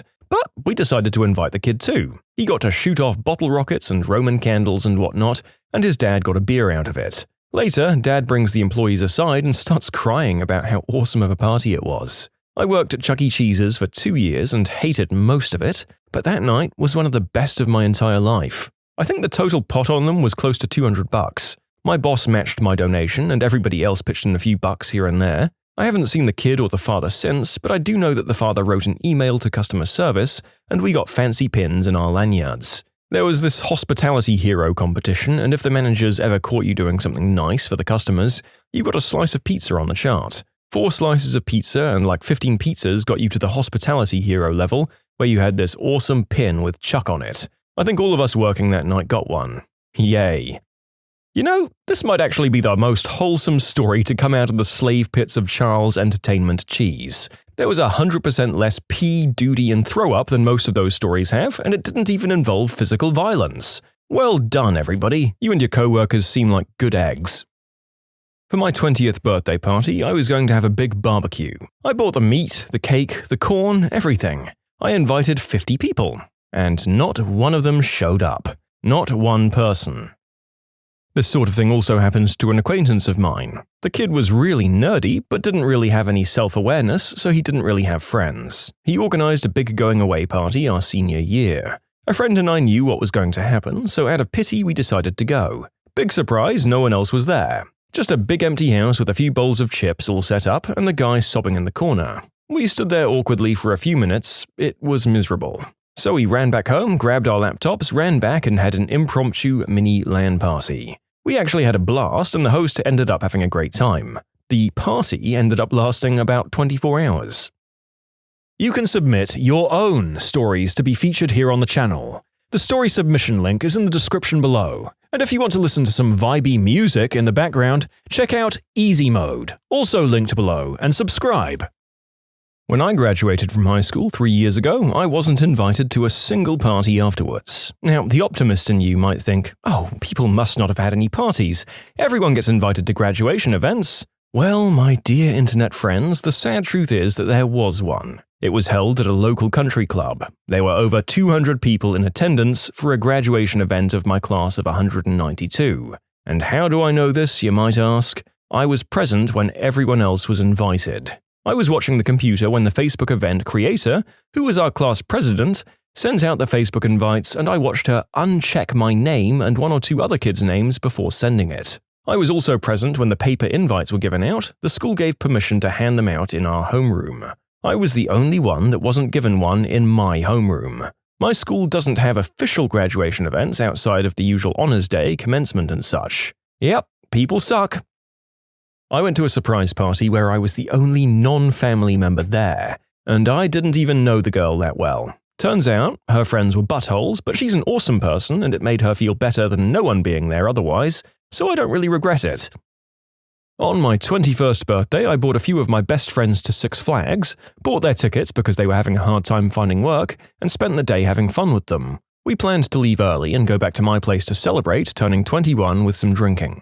But as I was driving them back, they got a call and were all invited to a party except for me. So they all had me drop them off, except for one guy who just went home and left me to be alone as they went to a party. So I spent the night drinking alone as a rag. I now can't stand the thought of celebrating my own birthday. I should make it clear that these were friends I knew for over 10 years, and this was the only time they ever really behaved like really bad friends. I'm still in rough waters with them, but I went with the everyone gets one mentality. If they ever pull crap like that again, they're gone. And I don't do them many favors these days, and none of them involving money. My cousin's wedding was sad. Rented hall, catered, DJ. Maybe 15 people showed up. Invited over 150, mostly family. You know, the same sad party story that's going around a lot happened to me in elementary school as well. My parents moved us around a lot, so I wasn't able to keep friends for a long time. I moved to a new school and decided that the best way to make friends would be to invite a whole bunch of girls to my birthday party. My mum put this whole thing together and only 2 of them showed up. I was devastated. I asked one of the girls from school why they didn't come and she said, "My mum told me it looked like a child made the invitation, so I couldn't go." Which, I am a child. Needless to say, I wasn't very socially graceful after that. Wow, this might be the most depressing bunch of stories I've ever read at 3 in the morning. Yep, my social anxiety is coming back just from reading these answers. My mother frequented a 50-plus age group chat room on WBS, which was once known as the IRSociety.com. This was during the mid-90s. The regulars eventually started organizing meetups, for which they'd later expound upon the great time that was had and wonderful people who met in person. One such regular was a quadriplegic gentleman whose personal aide would type for him. He had been to a few local meetups, and everyone really seemed to admire his personality and spirit. He was on a fixed income and saved for nearly a year to fly, without his aide, to a meetup on the US East Coast. Only when he was wheeled out to the terminal, nobody was waiting for him, and nobody ever came. He spent 10 hours sitting alone, helpless, and hoping the alleged woman who had invited him and promised to host him at her house was just very late before finally getting help from a passerby. Somebody even had the heart to help the guy try calling the listed names in the phone book, but to no avail. He showed up online again a week later, disheartened and angry that he'd let some cold-hearted troll get the better of him under multiple screen names and personalities. Even at the age of 14, when I didn't give 2 craps about chatroom drama, my faith in humanity died a little bit hearing that story. I threw a toga party, and while 300 people said they were going to come, only 20 of them actually did, and one of them crapped himself halfway through the party. Let's spin this tale around. 3rd grade. Teacher takes the whole class aside and asks, "All of you were invited to Charles' birthday party and none of you went. What happened?" At which point it became clear that I was the only kid that Charles hadn't invited. The joke was on him because I would have been at that party. Poor kid was at Chuck E. Cheese all by himself. Wait, so not only was Chucky chucking a party at Chuck E. Cheese, he never chucked an invite your way. What a chuck! Although one has to feel bad for him. Hopefully all the ones who never turned up got food poisoning and chucked their guts up.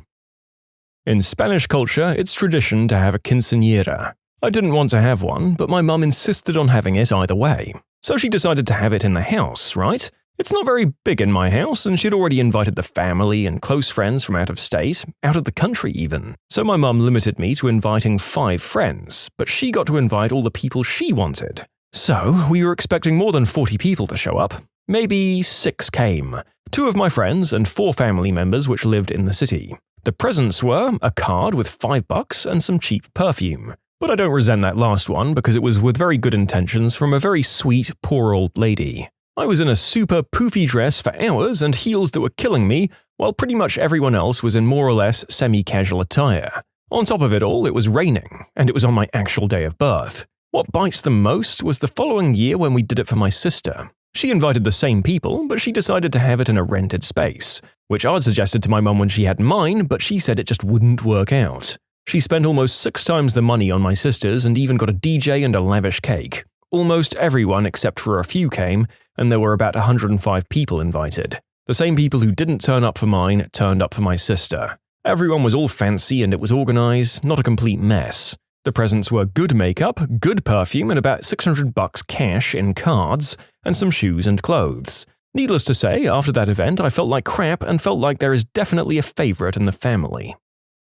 On my 12th birthday, I told my parents that I'd pay for my whole party, and I did. And it was awesome. Well, it would have been if anyone else but my best friend and brother showed up. So there I was with my best friend and brother at a private laser tag room, stuffing our faces with party food and stuff like that, when my mum called one of my other friends' mums, and the kid picked up and just started laughing. I cried in the toilets, but my best friend cheered me up. I got a job and used all of my spare time to pay for that. It was a $700 party. All of that money was down the drain, and I even did my homework in school at lunch. After that, my parents took me to the pound and I took home a puppy, so I guess he made everything much better. And Tommy, I know you live online, you troll, and if you're hearing this, I hate you for telling everyone else not to come. And to Lachlan and Ash, thanks for being the only true friend, Ash, and Lachlan, thanks for being an awesome brother. I went to a costume party. It was not a costume party. I've resolved that if this ever happens to me, I'm just going to simply act normal, and when people ask me why I'm wearing a costume, stare at them quizzically and ask, "Costume?" When I was in primary school, about 6 or 7 years old, this guy invited all 30 of the people in our class to his birthday. I didn't know him very well, so asked everyone else if they were going, and they said that they were. So the day of the party, nobody else was there except him, his cousin, and his parents. No one else showed up at all. But it was their loss because there was a crap ton of pizza and an endless supply of junk food for us. The guy who threw the party became my best friend and still is 16 years later. I have a heart warmer for all of you to make up for all these tragic stories, although it starts with a snub. I have a friend, let's call him Jed, who went to a high school leavers party. This guy was given a bad roll of the dice when it came to certain genes. He was unusually short, getting plump, had glasses, wasn't great in the looks department, and had a bit of a geeky aspect going on. But all in all, he was a very likable guy if you weren't shallow as F, and I've had many good times with him, even though side by side we look like the main characters in the film Twins. Jed, if you're listening to this, by the way, hi, you can probably tell who I am. Anyway, Jed was invited to this leavers party, hosted by this chick who was hot. A star pupil, basically the real-life equivalent of the movie Prom Queen, only stereotypically shallow and witchy. We'll call her Kez. Not normally socially popular at that point, Jed was getting on fine with the other guests, even though he wasn't great friends with many of them, and the guy he was getting on particularly well with was the brother of the hostess. Anyway, long story short, at one point, as Jed was going to get a drink or more snacks or something, Kez turned around, spotted him, and in a move straight out of some cheap cheerleader movie, made a disgusted face and said, "Oh, who invited him?" Loud enough for Jed and several others to hear. The feeling of embarrassment must have been sickening for him.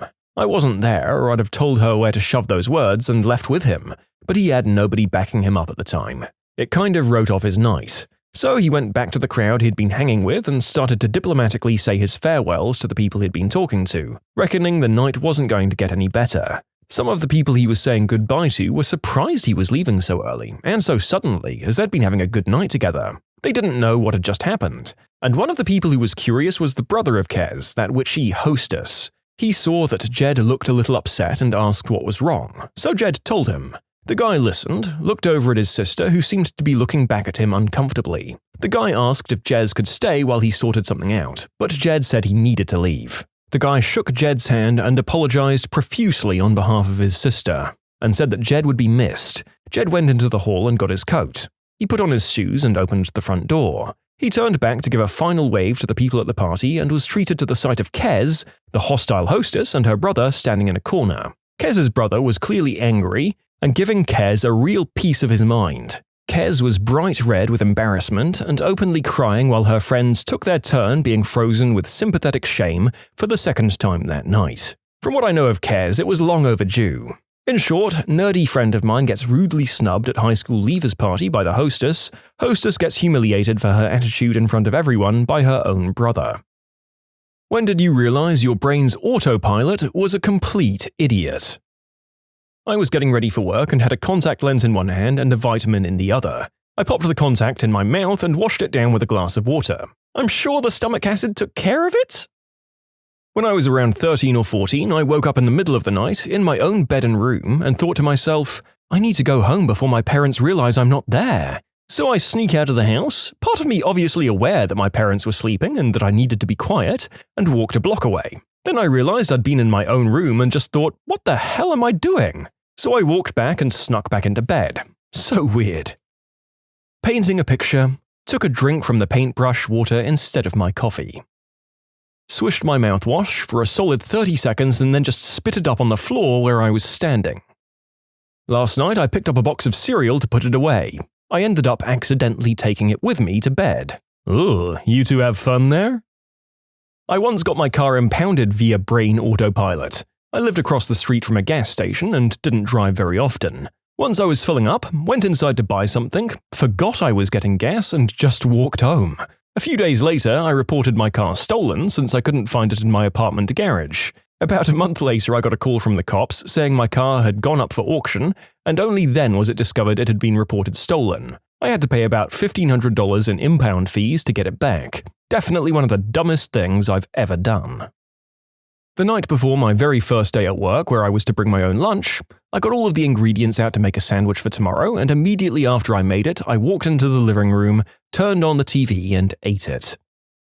You know, the two that come to mind are while playing Xbox, I got up to get a drink, then sat back down and couldn't find my frickin' controller. I was tearing cushions apart, looking under stuff, looking in drawers. Turns out I took a soda out of the fridge and put the controller in the spot I took it from. The other one happened the other day. I drove home from work, parked, went upstairs, opened the door, and started to take off my shirt. Then I remembered it was the middle of my shift and I hadn't left to go home, but just to go buy a drink. Vigorously picking my nose while holding a cigarette and driving, I crammed a lit cigarette up my nose. Oh my God! Kind of a miracle you didn't crash your car. Well, with any luck, you might have put yourself off two bad habits at once, because there'd definitely be a negative association with both of those activities from then on in. I was jogging late at night. A guy reached out his hand in front of me as I passed. I high-fived him. Turns out he was hailing a taxi. I rubbed aftershave in my hair and then put gel on my face. The worst part was that after I put the aftershave in my hair, I laughed at myself, thought, frick, what was all that about? And then I added the hair gel to my skin. I had a very long day of computer drafting. Think like 12 plus hours sitting and staring at 0.5mm lines, and I got really lost. So I asked the person next to me what the heck I did wrong, because they seemed like they'd absolutely have the explanation. I got most of the way through the answer before I realized not only had I asked my frazzled reflection a question, but I'd also calmly and matter-of-factly responded. I went home after that. Applying deodorant on my armpit with my shirt still on. I meant to put a brand new roll of toilet paper on the roll and instead just plopped it in the toilet. When I was in high school and living on the family farm, I used to feed the horses and barn cats every morning. Waking up at 6 a.m. for this as a 16-year-old guaranteed that I was half asleep while I did this chore. So I grabbed the food like I always did, walked to the table where my cat's bowl was, like I always did, and poured some in. My cat always jumped up on the table right away to start eating it, and one morning, as something jumped up in front of me, I absent-mindedly petted it, as usual. The hair felt a little rough, so I looked down, and instead of my friendly orange cat, there was a skunk, just chilling out there eating the cat food while I pet its back. My uncle has a similar story. After a long night of hosting a barbecue with friends, he's sitting out in his yard just looking at the stars. The dog was wandering around and he called her over. She doesn't come at first, but he calls her a few more times and she makes her way over. He reaches down to pet her and notices something off for a moment. Instead of her fluffy, curly fur, it was rough. He looks down and realizes he's been calling and petting a raccoon. He says the raccoon was giving him the look of, "Hey man, why didn't you stop?" As a teenager, I worked at McDonald's. My McDonald's was 24 hours, and during the summer, I worked the overnight shift. My sleep schedule would get all messed up. My parents woke me up for dinner one evening. I zombie walked to the table and sat down. My dad asked me to say grace. I bowed my head and said, "Thank you for choosing McDonald's. Might I take your order?" I turned around and went back home because I forgot my car keys. I was driving. Tried to turn the sun off. I had a bad hangover, opened my back door, felt for the light switch. There was no light switch, the light was day. I recently spent 10 minutes on the phone with State Farm trying to pull up my policy, getting increasingly annoyed at the fact they couldn't find my policy number. Then I remembered, I have Progressive. I've never had State Farm in my life. I used to work at McDonald's drive-thru, 5 days a week, 8 hours a day, so I'd been hardwired to say, "Welcome to McDonald's, how can I help you today?" Every single time I heard the headset beep. Straight up Pavlovian. One day, there was this particularly wily fly that was always just a second ahead of me. I became very focused on killing this fly. I don't know how many times I said it before a coworker finally stopped laughing long enough to tell me, but it turns out I'd been saying, "Welcome to McDonald's, how can I kill you today?" to every car in the drive-thru. Not one customer even paused or acknowledged the fact that Ronald McDonald had threatened their lives with murder. They just wanted their goddamn nuggets. I worked at Sears. During a transaction one time, a guy was paying with a chip card when he asked me what time the store closed. I tried to say, "You can remove your card," and "the store closes at 9 both at once." It simultaneously resulted in, "You can remove your clothes." I drove 20 minutes to my old house after I moved. I was just zoning out. The first day I was in the new place, I ended up at the old building, and it took me 7 or 8 swipes to figure out why my keycard wasn't letting me in. Once I was laying in bed, very tired, watching TV. All of the characters on the show piled into a car together, and I thought for a second, "Oh, I have to put my seatbelt on," before realizing I was safely in bed and nowhere near a car. I drove to work and realized when I got to the parking lot that I'd forgot to drop the kids off at school. The kids knew this too and stayed quiet, thinking they'd get to miss school. I love those sneaky little jerks. I made the best chicken stock ever, lovingly simmered for 24 hours. Then, without thinking, I put the colander in the sink and tipped the stock down the drain, saving the scraps. I cried. I did this exact same thing with some awesome pineapple cider I'd made, after I added the rum. Good rum. I also cried. I'm a barista and I caught myself trying to pour coffee into a cup sleeve, not even attached to a cup. Ouchies, scorched feet. Also, that's hilarious for any customers watching. I mean, you work in a coffee shop and are clearly just not a fan of your own product, because you, my friend, seem uncaffeinated as all heck. I've thrown laundry detergent in the dryer on multiple occasions. I'm also used to starting the morning coffee for the whole office at 6 a.m. in the morning. One time I was late and I autopiloted to the kitchenette. I tossed out a pot of freshly made coffee and started another one. But the worst autopilot I've seen wasn't even my own. It had to be when an ex-girlfriend's dad dropped off my ex's kid at my house. I'd only met the dad a couple of times before. He just drove up to my driveway, let the kid out, waved at me and drove off. After an awkward phone call, we ended up getting pizza and hanging out until the ex got off work to pick her son up. I dropped my pants when going through TSA. For those who fly in the super early morning, it can be rough. I purposefully didn't drink coffee so that I could sleep on the plane. I was on the security line and did the normal routine of taking stuff out of my pockets and putting them in my laptop bag. Then, off with the shoes, placed on top of my luggage, then off comes the belt as usual. Then, of course, when you take off your belt, you take off your pants. No. Damn it. I put them back on and what the frick for a moment as I finished up in security. Luckily, not that many people fly at like 4:30 a.m. Trying to get into a random person's car because I thought it was my friend's. The person whose car I was attempting to break into was very terrified. Once I watched a guy get into a car, close the door, fumble with the steering wheel, open the door, step out, and look at the car for a few seconds, then realize his car was parked right next to it. Gold Grand Am versus a silver Taurus. It was 2 a.m. and way past bedtime, and I'd pulled an all-nighter the previous night as well. While finally clearing the table I was playing video games on, I decided to put all the water bottles away that had been out for days and days. I tossed the empty ones, but my cat was being rambunctious and trying to open the trash can, so I picked her up. I was holding my cat and putting some unfinished water bottles back in the fridge. She struggled free and hopped onto the counter, but I was too tired to scold her, so I continued grabbing huge amounts of half-full water bottles from the counter, we're talking 6 or 7 at a time in both hands, and chucking them in the fridge. I pick them up, put them in the fridge, pick them up, put them in the fridge. I pick her up, I put her in the fridge, and I close the fridge. I took 2 minutes to finish up the dishes. I turned off the kitchen light. I heard faint mewing. I woke up, opened the fridge, and she's so cold, but she's okay. Now every time I open the frickin' fridge, she climbs in. Sometimes I don't notice her and she's trapped for a moment until I hear mewing, and I know it's all my fault. You can submit your own stories to be featured here on the channel. The story submission link is in the description below, and if you want to listen to some vibey music in the background, check out easymode, also linked below, and subscribe. I was playing guitar and reached over to grab a cracker, and then I ate my pick. I sat there at an intersection in suburban Palo Alto at 11 p.m., patiently waiting for the stop sign to change. I was making ramen noodles and a pitcher of Crystal Light at the same time. so berry-flavored ramen is not good. I woke up from a deep sleep having the feeling that there was an earthquake going on, so naturally I called to my wife, who realized I was in the living room reading, and I asked her if everything was okay, and she asked why. I said, "There was an earthquake, is everything okay?" And she said, "No, you just tooted in your sleep and you woke yourself up." I went back to bed.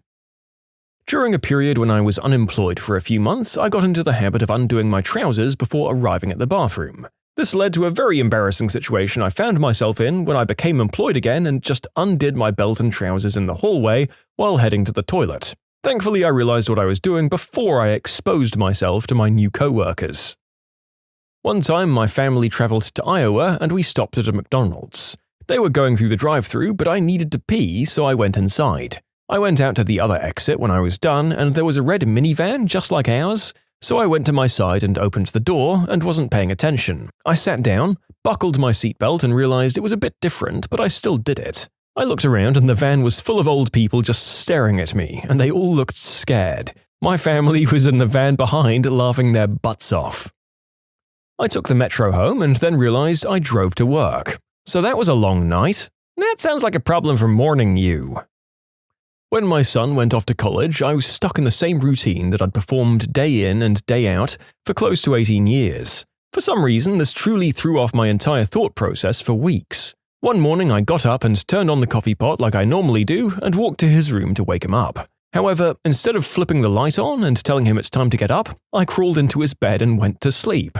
I woke up 6 hours later with both my daughters in the bed with me and the smell of burnt coffee permeating from the kitchen. I honestly didn't think his growing up and moving out would have hit me like that. I eventually stopped making extra breakfasts and trying to wake up someone who wasn't there. It did make me think of my own mother though and how she felt after we grew up and left the house. Let's just say that now, whenever I'm looking for my phone, the first thing I check is to see if it's currently in my hands. When I was in high school, I worked at a McDonald's. Most of the time, I was on drive-thru taking orders. You get the script down and go into autopilot every day you get to work. One day, I'm taking an order and tell the man his total like always and tell him to pull forward to the next window. It takes me about 5 seconds of staring at this man to realize that I'm talking directly to him instead of over the headset. It takes about another 5 seconds for my brain to realize that I'm working the front counter and there's no window for him to pull ahead to. I found myself taking a bath with all of my clothes on. I never told anyone, I just went back to sleep. I drove my car to the student union to pick up a package, and I parked with my hazards on. After I got the package, I got food and proceeded to walk back to my room and play GTA for 2 hours before getting a call from the university police saying to move my car. Yeah, honestly, if I'd had a car during my bachelor's degree, I think the odds of me doing this were greater than not. I swear I was in a semi-vegetative state for most of my first year of uni. I turned up at work with the landline phone and my toddler's lunch. I jumped out of bed frantically, put my clothes on, brushed all the crap on my floor under my bed, and paused. Realized it was 3 a.m. in the morning and I didn't have school. I'm 23. After an 8-hour day of cashiering at Target, which has so many robotic small-talk conversations, I stopped at the dollar store. The conversation went something like the cashier asking, "Hi, how are you?" Me answering, "Good, how are you?" "I'm good, thanks." "That's good. Did you find everything okay today?" That conversation was had to the effect of everyone in line and the cashier looking at me like I was a psychopath. I'm sure I'm not the only one who's done awkward stuff on cashier autopilot, but it still sucked. I picked up my toothbrush to brush my teeth, but I also had the urge to go pee, so obviously I tossed my toothbrush into the toilet. After getting my toothbrush, I'll occasionally grab the deodorant instead of the toothpaste and stare at it for a minute while my brain tries to figure out how one's supposed to go on the other. I tried to mail my buddy a check and it had been a while since I'd mailed anything. Long enough to forget how mail works, apparently. What I did was write my name and address in the center and his name in the upper left-hand corner. The letter then got returned to me. But still, my first thought wasn't, whoops, I failed at mailing this check. Instead it was, well, I guess this stamp is old, and the price of stamps went up. So I put another stamp on it and sent it again to myself again. My mailman must think I'm an absolute idiot. Cup of coffee in my left hand, phone in the right. Go to my room, take a sip of my phone, and throw coffee on the bed. Well, I just threw a knife in the garbage and washed some breadcrumbs. There was a 6.0 earthquake at about 3 a.m., so I was asleep. The quake lasted 20 seconds, and I woke up about 16 seconds in, standing in the hallway hugging a vase. What the F? I took the wrong part of my, package out at the urinal, and I peed my pants. The night before last, I went to the backyard to bring the dog into the house. Autopilot moved my feet 10 or so steps out the door, telling the dog to come in. My brain then caught up to the autopilot and remembered the dog was in fact in bed, and I was indeed approaching a black bear that was eating watermelon rinds from the trash can.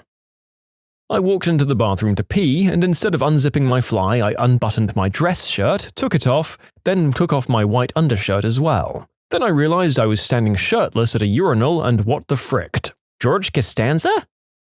Step 1. Unwrap candy. Step 2. Throw candy in the trash. Step 3. Stare at the wrapper. I tapped a picture in the newspaper, hoping to see the full article. It took me a good 5 seconds to realize where I messed up. My sister had a brain fart and left the water running in the kitchen. I went to turn it off and flipped the kitchen light switch, repeatedly, then started cussing when the switch wouldn't cut the water off.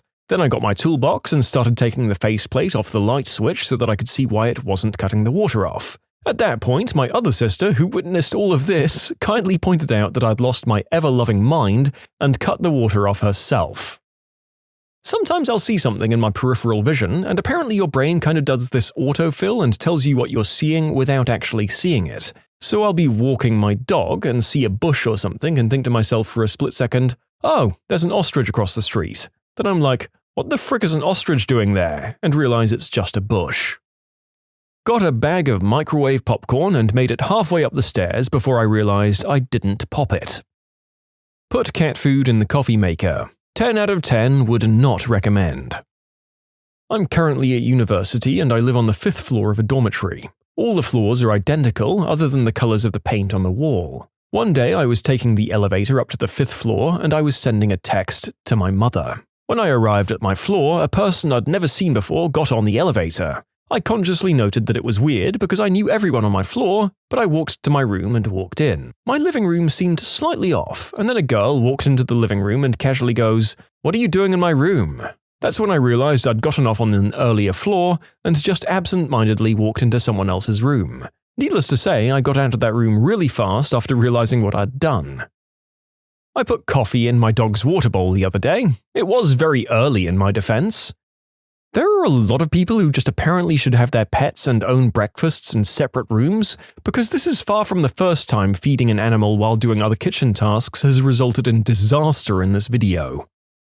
I'm not sure this necessarily counts, but I'm a sleep eater. In the past 4 months, I've woken up trying to open a can of green beans with my bare hands and drinking from a gallon jug of soy sauce. I was trimming a raw chicken breast and saw a spider in my kitchen. I screamed and immediately threw the chicken breast at the spider and embedded it in the meat. Whoops! To those asking if I ate the chicken breast afterwards, I forgot to mention that the spider was on the floor. Leaving work, I had my hat in one hand and cell phone in the other. Something misfired and I put the cell phone on my head and hat in my pocket. There was a flashing realization that something wasn't right while standing there holding a phone to my bald spot and sporting a look of bewilderment. I wish someone else had seen it. I usually would stop at a gas station in the morning to get coffee. On more than one occasion, I'd open the little flavor cups and pour them in the trash instead of into my coffee cup. Sometimes I'd do this for 3 or 4 of the little cups before realizing what I was doing. I was working at my computer and I had a cookie next to me. I finished the cookie and immediately took a bite out of the mouse. Realized it was hard, sucked on it for a few seconds and then put it down. Only realized what I'd done a few minutes later. What surprised you the most about moving from the third world to the first world?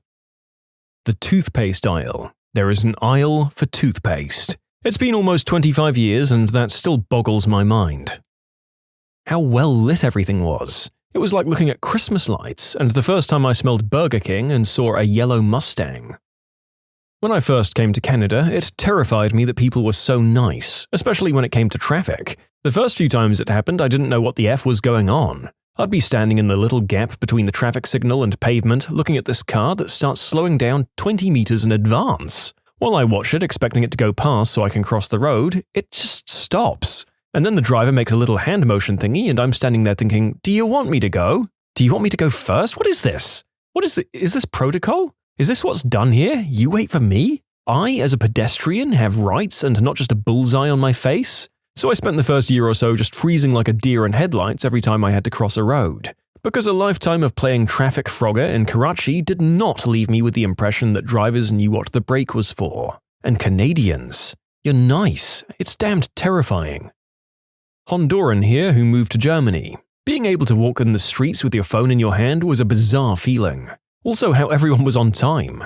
The passengers on trains have little to no instructions and mayhem somehow doesn't break loose. Being able to find a ride online from a stranger and not be murdered along the way. How everyone respected convention. Once I saw a hat on the floor for about as long as I sat there and nobody picked it up.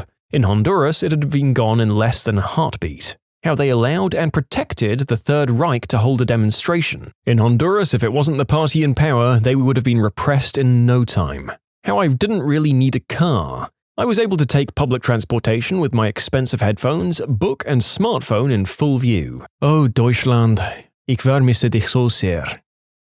What surprised my grandmother when she saw Finland was how conservative people were with land usage here. In Nigeria, during imperialism, a lot of land was wasted in grand architecture. I remember going to a university there. From entering the front gate, we had to drive what was at least a half mile before reaching the first building. Otherwise, it was just all grass. Haha, yes, the Nordic countries are quite sparse and compact compared to a lot of places, even other first world countries. But I'd argue there's a lot of beautiful stuff there anyway in the right seasons. You can't beat Helsinki in summer. Air conditioning everywhere. I was amazed at how you can go to libraries and borrow books for free without paying anything. I felt like there had to be some catch, but after asking numerous questions, I complied and got me a library card for borrowing a gazillion books. I was walking around Hong Kong and was astonished to see that someone, presumably on the orders of some local government entity, had put up Christmas lights above the railing on the subway. If they tried that in Manila, it would be gone and sold within hours. I grew up in Kenya as a child, and when I finally returned to the first world, I was surprised how relaxed everyone was about not being mugged. I worked at a hospital in Kenya earlier this year, and the interns there wouldn't let my brother or I go home walking after 7 p.m. because they said it was just too dangerous. We were staying at a church 500 meters down the road that wouldn't take more than 3 minutes to get to. Constantly, people would tell us to watch our valuables, and it became so pessimistic that when we left, we were in that mindset for about a month afterwards.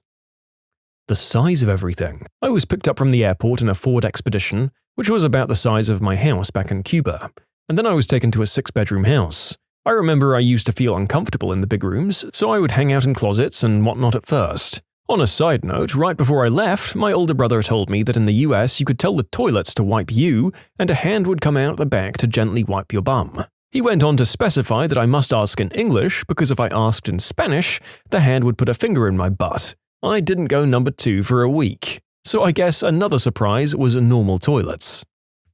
My mum had to wait in line for bread for 2 hours. 2 hours for frickin' bread. When it was her time to turn in her food stamps, sometimes it had run out. She comes here and there are aisles of bread, rows and rows. White, whole wheat, multigrain, 12-grain, 18-grain. Flax, ancient grain, hot dog buns, hamburger buns, artisanal breads, sun-dried tomato, garlic bread, cheese buns. Cheese bread? It blew her frickin' mind. My father grew up in Sri Lanka, and if you've been to any South Asian country, you'll know that the roads are deadly and nobody stops for anyone. He said the thing that surprised him the most was when he went to England to study and people stopped at the crossing waiting for the man to turn green. When the man turned green, he said it was like magic that all the cars stopped to let people cross the road. Wait, what? Water is free? And free refills? Huh. When I first moved here from the Philippines, I was surprised just how frickin' clean it was. Holy crap, I felt like I could just eat off every gosh darn surface of the airport, whereas the airport in the Philippines would probably give you herpes if you sat down anywhere. Everything wasn't jam-packed to the frickin' gills and nobody was peeing in the street. My uncle joined the Peace Corps and lived in Tonga, a tiny island in the Pacific, for 2 years. One of his friends from his time there went on a road trip to the US and my uncle met her in LA. Anyhow, they got into a cab at the airport and my uncle said that his friend had this terrible look of anxiety on her face and just kept looking around. Her head was just darting around every which way. He asked if everything was alright, and she said she was waiting for the high-speed chases, gunfire, and explosions. My uncle had to explain that those sorts of things typically only happen in movies. For her, the only window into the world outside of Tonga was movies she'd seen. It's interesting how media or the lack thereof can shape someone's perceived reality of the world. In the States, when people say, "How are you?" they're really not asking the question. I cringe whenever I think about all the times I stopped for 5 minutes and talked to the people who asked me that question during my freshman year.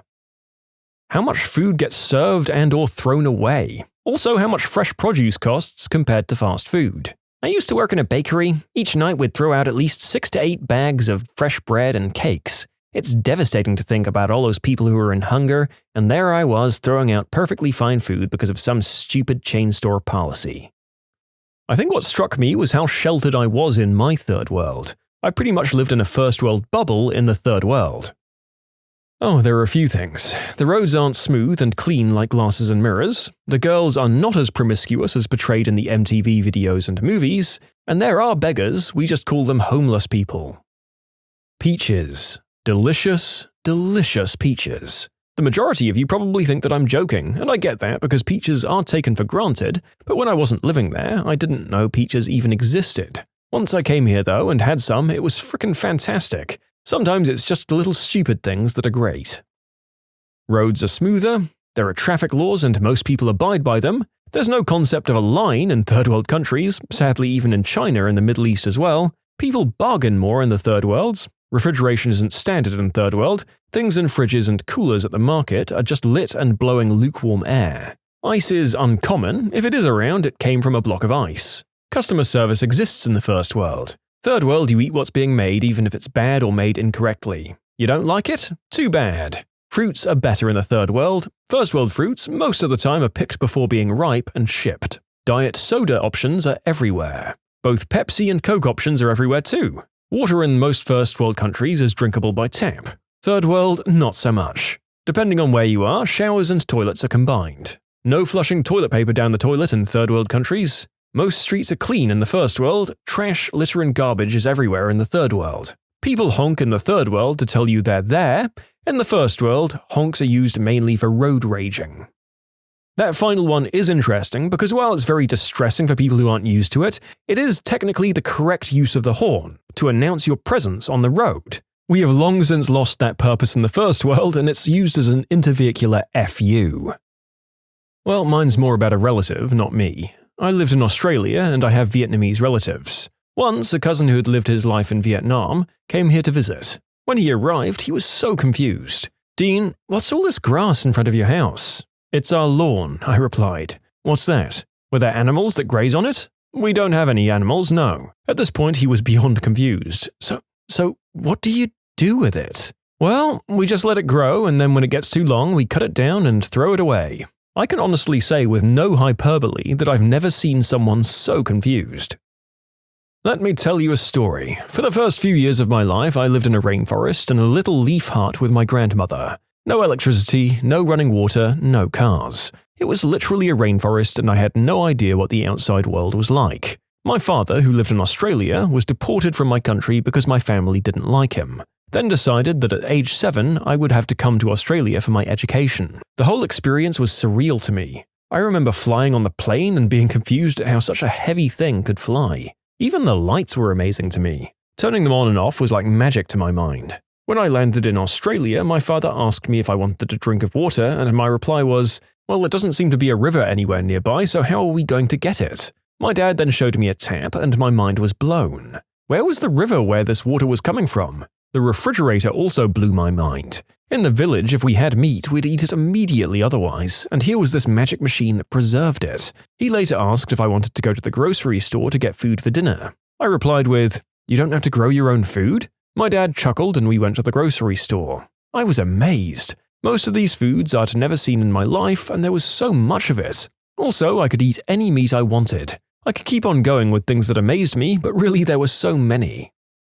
You can submit your own stories to be featured here on the channel. The story submission link is in the description below. And if you want to listen to some vibey music in the background, check out easymode, also linked below, and subscribe. People pick up poop after their dog craps on the street. In Russia, there's an expression, spring will come and crap will float. That's because during the winter, every time a dog takes a dump on the street, it freezes and gets covered by snow. Now imagine the reverse process as it gets warmer.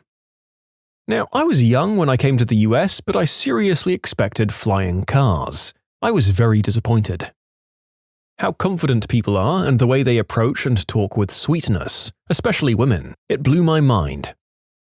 Everything just works. Banks have no armed guards, and while you're banking, you have no fear that someone in the bank is spotting to see if you take money out to rob you a block away. You stop at a traffic light at 3 a.m. and you actually wait for it to turn green again. You don't just do a rolling stop and run the light for fear of someone hiding in the bushes nearby jumping at you to take your car. A package is delivered to your front door while you're away. You can be 99% sure it will still be there by the time you make it home. Nobody's going to steal it. You have a problem with a company or a product, you can be reasonably certain that companies will try to make it right and not just laugh when you call to complain. If you call the police, they'll actually come to your house. Same for ambulances and firefighters. You pay taxes, but you have good roads, hospitals, police, infrastructure, like phones, streetlights, and water. The politicians caught stealing are out of public life with no hope of being elected again. In some of them anyway. Streets are generally clean and free of graffiti. If you need the justice system, it works reasonably well. Nobody's going to get away with murder because they have connections to a judge. All of these things are non-existent in the third world. Well, Portugal is a fully developed country, and we've recently elected mayors who served time in prison for having stolen from the same cities that were electing them again. Yep, I think this can also happen easily in Spain, Italy, or Greece. I think a lot of Southern Europe countries still have the mentality of, he robbed us, but he also did good things that we see in developing countries. From what my friends have told me, supermarkets. They're amazed by its size and vast food selection. The taste of fruit and vegetables and the sense of community. Maybe this was just because fundamentally my family is quite antisocial, but when we lived in Zimbabwe and Uganda, my brother and I were constantly visiting friends and the friends of our parents. But since I've moved to Canada, I only occasionally see my friends outside of school. Not sure if Vietnam counts as third world, but definitely developing. This was 10 to 12 years ago. I was about 11 or 12 at the time. Holy frick, the highway. We landed in LA, and seeing 12-lane both-direction highway in person was mind-blowing. Cars everywhere. Also, the moving sidewalks at the airports. We had escalators, but moving sidewalks were a first. Glorious AC everywhere. Toilet paper. Yep, I was amazed by the amounts of toilet paper available. There were also channels that aired cartoons 24/7, buffets and Salisbury steaks, and Toys R Us. Oh, I was in heaven. I was a teacher in South Korea and had a friend who was a North Korean escapee. Very nice guy and very bright, but the little things were funny. I remember him just being enamored with the little handheld firecrackers we'd shoot off at the beach. Then there was the time he was beside himself with excitement at a movie he'd just seen. He asked if we'd ever heard of it. The movie was E.T. the Extraterrestrial. Growing up in a Muslim country, I was simply amazed at how easy it was to buy beer and adult magazines in the US. As a 9-year-old coming to Chicago from the Philippines, a lot of things definitely caught me by surprise. Before arriving in America, I thought that everything was supposed to look like The Sims. Boxy houses in the suburbs with clean-cut grass and the most regal people imaginable. Instead, I saw many similarities with the Philippines, especially in the urban areas. The poverty, the beggars, and the hardship that many people faced really caught me off guard. I used to think that the United States was the closest thing to heaven, and while I soon learned that America is certainly better overall, I was nevertheless surprised that many people did struggle in the mighty United States. Yeah, it's important to state that a lot of places in first world countries have vast economic disparity depending on where you live. Depending on where you move, it might not be a utopia land that solves all your problems and hands you a job. Plus, there are often rampant biases about migrants in most places, even my beloved country. Mostly, it comes down to expecting lower standards, then being surprised when standards are higher, and then realizing that your third world view is affecting how you live in the first world. Having lived in a first world country for 10 years now, the difference from when I came here to now is huge. Gone are the old attitudes towards courting, race, and money. You question how you ever thought life in a developing country was normal. You question things openly, not in fear of reprisal. There's an open discourse on political issues. There aren't checkpoints at every intersection. People have an opportunity to be whatever they want. You notice things like trades jobs pay more relative to trades in a developing country. You get to see an economy in motion. You're served by and large by a capable police force in the first world. bribery is not rampant, education is more freely accessible, electricity, running water, more than one national newspaper, a more open internet, access to information, great infrastructure for economic development, a chance to see public transport run efficiently, a ridiculous mixture of races and beliefs, a chance to know more than your limited worldview, and if you can't appreciate moving to a civilized part of the world, then maybe it should just chew you up and spit you out. I am who I am today because I was given a chance to see things from a civilized point of view. I lived in Indonesia for 7 years of my childhood, ages 3 through 10, on the island of Sumatra. From a child's perspective, the biggest change was how rarely kids go outside in first world countries. When kids in Indonesia get bored, they go outside by default. I learned to play soccer with a ball that was pretty much rags, in flip-flops or bare feet, on concrete. It was all we did, play outside. When I got home from school, the first thing I'd do was step outside, and there was always some neighbor friend who was already out there having fun. Then we moved back to the US, and suddenly nobody was outside. The street at my first house in the US had just as many kids as my street in Indonesia did, more even. But if I went outside or rode a bike or kicked a ball around, I could be out there for hours without ever seeing another kid. Because in first world countries, we have so many passive, indoor activities that we can enjoy by ourselves or with only people we invite over. And there's no longer a need to go outside for entertainment. That took a lot of getting used to. Also, pants. Indonesia's on the equator, so I literally never wore pants, just shorts. I even called pants long shorts for a long time. And vacuum cleaners terrified me, because all the floor there is tile to fight the heat, plus it's cheap. Both of those things were just a culture shock, though. They don't have a lot to do with third and first world transitions. Gosh, I could spend days talking about this. Honestly, I think the world would be a much better place if every kid spent a year or two of their formative years in another country, or at least a different region of their country. It's such a big part of who I am in so many ways. How easy it was to gain weight. Same. I knew Americans were fat, but damn. There's no community in the first world. I live in Southern California, so I do hear it's different than other places in America. Growing up, I knew all of my neighbors. People would just walk into my house, show up for a quick bite to eat or coffee just because they were nearby. I currently live in a series of townhouses with most of my neighbors my age, and I know one of their names only because my roommate was hitting on her and freaked her out. Wait, so you're telling me you have so much clean water that you go number 2 in it? Huh. How much you all take everything you have for granted. Like it's just normal for survival to be so easy for you guys. As somebody from the third world, I was really surprised at how cold the nights get in first world Mercury. You never expect that from a planet so close to the sun. I grew up in East Africa. I live in the United States. Everyone is loud, from the little kid to the tall shy nerd, loud and eloquent. It blows my mind every time. Also, 9 out of 10 white people try too hard to avoid awkwardness, such that it comes out counterproductive, and almost everyone is just super awkward. I work in retail, by the way. Can confirm, I'm American and I've been told by people from other countries that I'm astoundingly loud and awkward. But some parts of the first world are still third world. My mum teaches high school in rural Georgia. The county she teaches in has a 46% literacy rate. Let that sink in. Less than half the people in that county can read. That's not supposed to happen in a first world country. Where I came from, small things made us happy, like playing around on dusty ground with a football made out of plastic bags strewn together into a ball with string, using small rocks as goalposts. Or we'd just walk around and talk. No matter how hungry or poor people were, they found joy in something.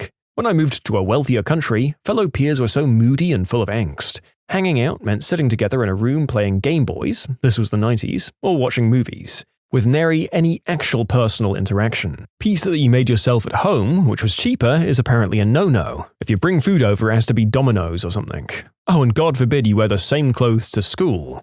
Ironically, in some schools, this actually makes you more elite.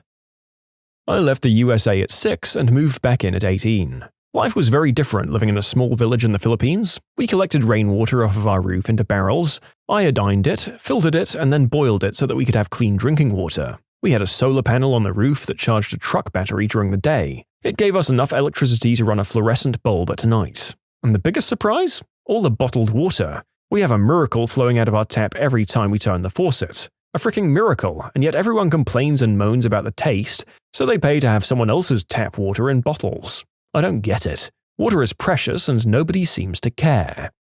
What do people do to make themselves look cool that actually makes them look like a D-bag? Those people who are weirdly proud of not reading a book since high school. constantly telling people about the women they've done the deed with or were otherwise involved with. I knew a guy like this in college. He was one of the most obnoxious guys I've ever known. This dude in high school tried to convince me that he had lain with my 21-year-old Christian married sister. I had to sit next to him in math class, and all he talked about was how many girls he had been with. Ugh. Pretending to know or to be something when you actually have no idea. When I was younger, the only thing that anyone ever noticed me for was my knowledge, so naturally I assumed that more knowledge equaled better person. Of course, I wanted to be a good person, so when I didn't have any more knowledge left, I started making up stuff to keep my non-existent reputation. And damn, did I make up lots of BS. I'm trying not to do that anymore though. Bragging about how many people you've slept with. Bonus for referring to them as a body count. I have a coworker who has the, quote, gift of gab and is very proud of his ability to give people false assurances while being extremely vague, essentially just bombarding them with words until they're satisfied. It's a useful trick, I suppose, but when you hear him do it in real time, you realize he's just a very good liar. Being a butthole to other people to boost your own ego. Creepy flirting at the gym. Picking on someone in a group and trying to get everyone else to laugh at them. Not in a, hey, everyone's joking around kind of way, in a, being a nasty piece of work and embarrassing the person kind of way. People like that suck. I had this happen to one of my friends once. He's disabled, so D-bags always tried to pick on him in middle school. He was actually in a group of popular people in class, and one of the other popular guys said, "Hey, by a show of hands, who's the guy you hate most in the group?" Hoping that everyone would vote against my friend. Then they all proceeded to vote against the same guy who called the vote. It was the funniest thing. Well, he effed around and found out, didn't he? I think if your group of friends are mostly good people, they're most likely to automatically point to the one member trying to create dissent and poor feeling, aren't they? Hope you learned from the experience, jerky dude. I've been on dates with people who were dismissive or rude to the servers, and it was a huge turnoff. A friend of mine once brought another friend that I'd never before met to our weekly trivia night. This girl was the biggest witch to the server that we see almost every single week, to the point that she wrote her a snotty note on the receipt when she paid. There wasn't anything particularly wrong with the service, she was just being rude as a standard action. That was an instant, well, you're never invited back here moment. People who pick fights. The ones who don't know how to get attention, so they start gossiping about everyone. I'm like, I know your life isn't interesting, but please have some respect for others and for yourself. Endlessly talking and bragging about their private lives. For an example, I had a real prick of a boss who once said, "Man, it wasn't yesterday I got with that woman," after a customer left, which made me and my colleagues somewhat uncomfortable. He also talked about how his wife better show those TTs for everything he does. I'm not interested, and I think it's super trashy to talk like that. People who vandalize the rocks, trees, and stuff in parks and nature reserves. It takes you out of the experience when you're scanning a gorgeous landscape and your eyes land on a love heart containing the words "Butthead plus Ding Dong Forever," or whatever their names are, in bright colors. Okay, this one's very specific, but I once knew a bloke who thought he was really cool for not liking Game of Thrones. Which is fine, but he'd then post spoilers of it on social media along the lines of, "I don't watch or care about Game of Thrones, but X character died in the most recent episode. Unlucky if you saw this post." I fell victim of it once, and I literally thought my blood was boiling. I was so angry. The lesson here is probably to stay off social media before you've seen the most recent episode of a show that you love, but still, screw that guy. Being mean to your serving staff. It doesn't make you look assertive, it makes you look like an ass hat. Picking on the weird kids. I feel really guilty about this one. I was bullied and picked on from an early age. I felt completely disconnected from my peers around me, but when the new kid came around and they gave me an opportunity to feel accepted, I took it. That kid was a complete jerk himself, which was why I excused picking on him at the time, but looking back, it was just really cruel, and the reason why he was a jerk was probably a defense mechanism. Sharing their trashy taste in music out loud on public transportation. Even if it's good music, everyone in the bus is getting out of work or school, they're tired, and they don't want to listen to your music plus the sound of people speaking plus the sound of the road, etc. It's just too much when you're tired. You know what annoys me worse than anyone being actively mean? People trying to do something nice for someone and videotaping it for clout on social media. Whenever someone gatekeeps a music artist, like they discovered them and they're the whole reason for that band's success.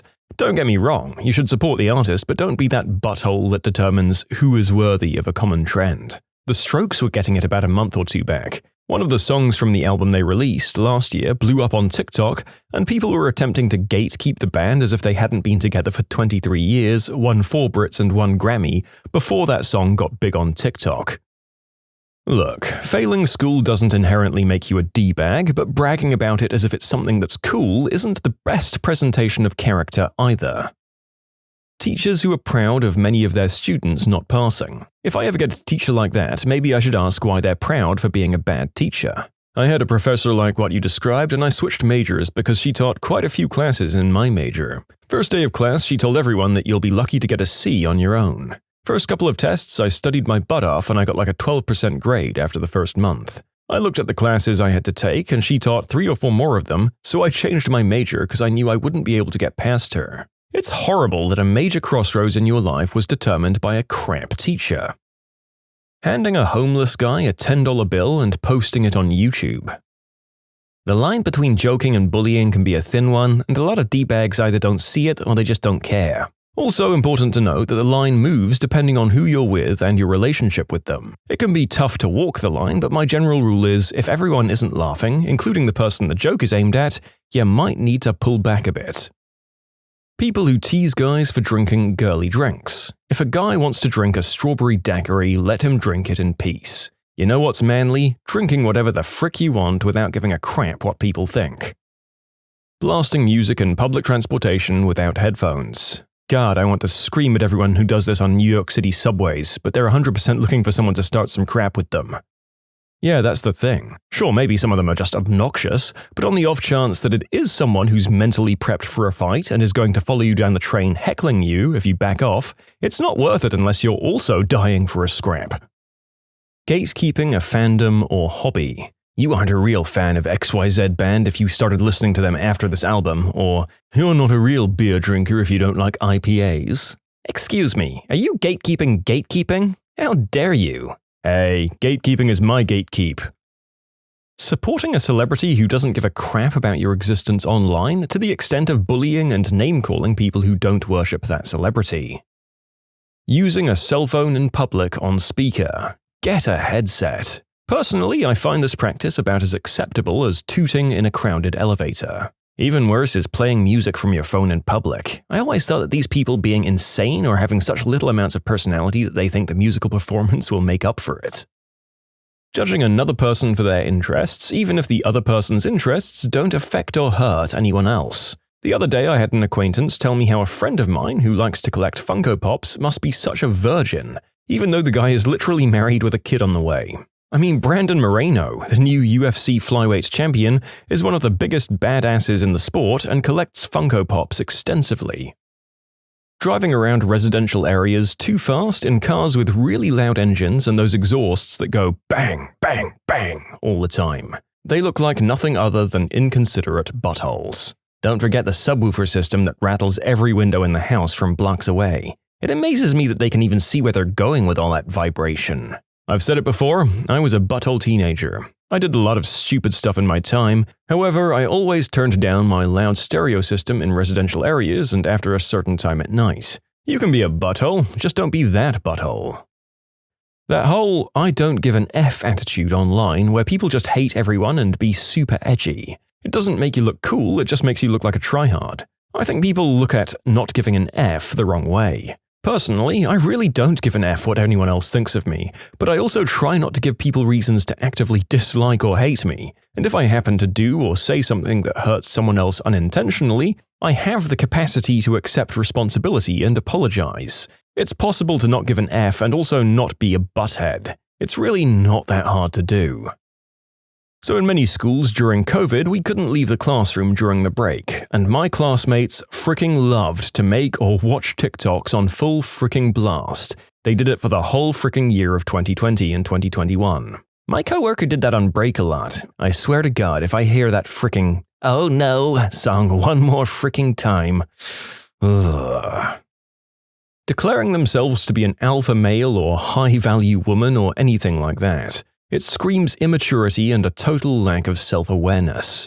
The LinkedIn alternative is declaring yourself as an entrepreneur or thought leader of nothing. Undermining a person every time they try to talk. My ex did this to me, and the amount of confidence I lost was terrible. I'm still recovering after 3 years. Teasing someone when they gather guts to talk in a group and then laughing is useless. I can't explain how badly it hurts. Putting an insanely loud exhaust on a crap car and then accelerating to a rev max on a 200-meter stretch of road before having to brake because otherwise you crash into the car in front of you, while listening to some crap hardcore or hardstyle music at a volume otherwise only experienced at festivals. You can submit your own stories to be featured here on the channel. The story submission link is in the description below. And if you want to listen to some vibey music in the background, check out easymode, also linked below, and subscribe. Posing as being brutally honest, constantly invalidating others isn't cool and speaks of your inability to feel validated by anything other than people. People who say anything they want, insults, slurs, pure meanness, and then when they get called on it say, "It was a joke." I had someone tell me that they'd commit the unspeakable act against me, then try to play that off as a joke. Revving your engines and blasting your crappy music through a city neighborhood regardless of the time. I live in Jersey City and this happens quite often. You don't look cool. Judging people for their music choices, like when someone goes through your iPod or Spotify or whatever and is all, "Ew, you listen to them?" then proceeds to tell you about the super edgy music they listen to that nobody really knows about yet. Driving expensive cars and cutting people off. Your super loud pickup truck with no muffler. We get it, you vape. Wearing name-brand clothing just because it has the brand written all over it for everyone else to see. The other day I learned that there are rules to this kind of dressing. For example, Adidas can't be worn with Nike. Apparently hypebeasting is an art and a science. Calling yourselves Alpha or Type A. It's almost like it's a code for massive jerk. Also calling people who agree with them lions and the people who disagree ignorant sheep. I can't take anyone who unironically uses alpha seriously. It's one of those things that if you have to say you are, you probably aren't even close. Having a phone conversation on speakerphone with the volume turned all the way up. God, I hate those people. Being proud of their own ignorance. So to clarify, it's okay to be wrong as long as you're willing to admit it. It's okay to not be naturally intelligent. It's okay to not know everything. What's not okay is being willfully ignorant or stubbornly clinging to patently false information. Yep, the narrator just can't read comment sections anymore. I wonder if I'm just jaded now, but it feels like there's a lot more denial than actual debate happening in response to any given subject on Twitter or X or Threads now. People just hurl insults and leave. Acting like they don't care about anything. Like sure, it was cool in the early 2000s, but now when I see a guy acting like he's too cool to like movies or games or hanging out, it's just so cringy. Like bro, you're not special for saying you don't like anything. And I don't mean introverts like myself who genuinely don't want to do stuff sometimes. I mean the dude who will agree to hang out and then just the whole time is just complaining and saying, "This is so lame." I don't know how this became a thing, but I feel like the weird one when I have actual interests and I like learning about them. But oh no, Mr. Johnny Cool over here immediately acts like I'm the weirdest person ever for enjoying something and taking it seriously. Like what do you do in your free time? Just stare at a wall and try not to be too excited about anything?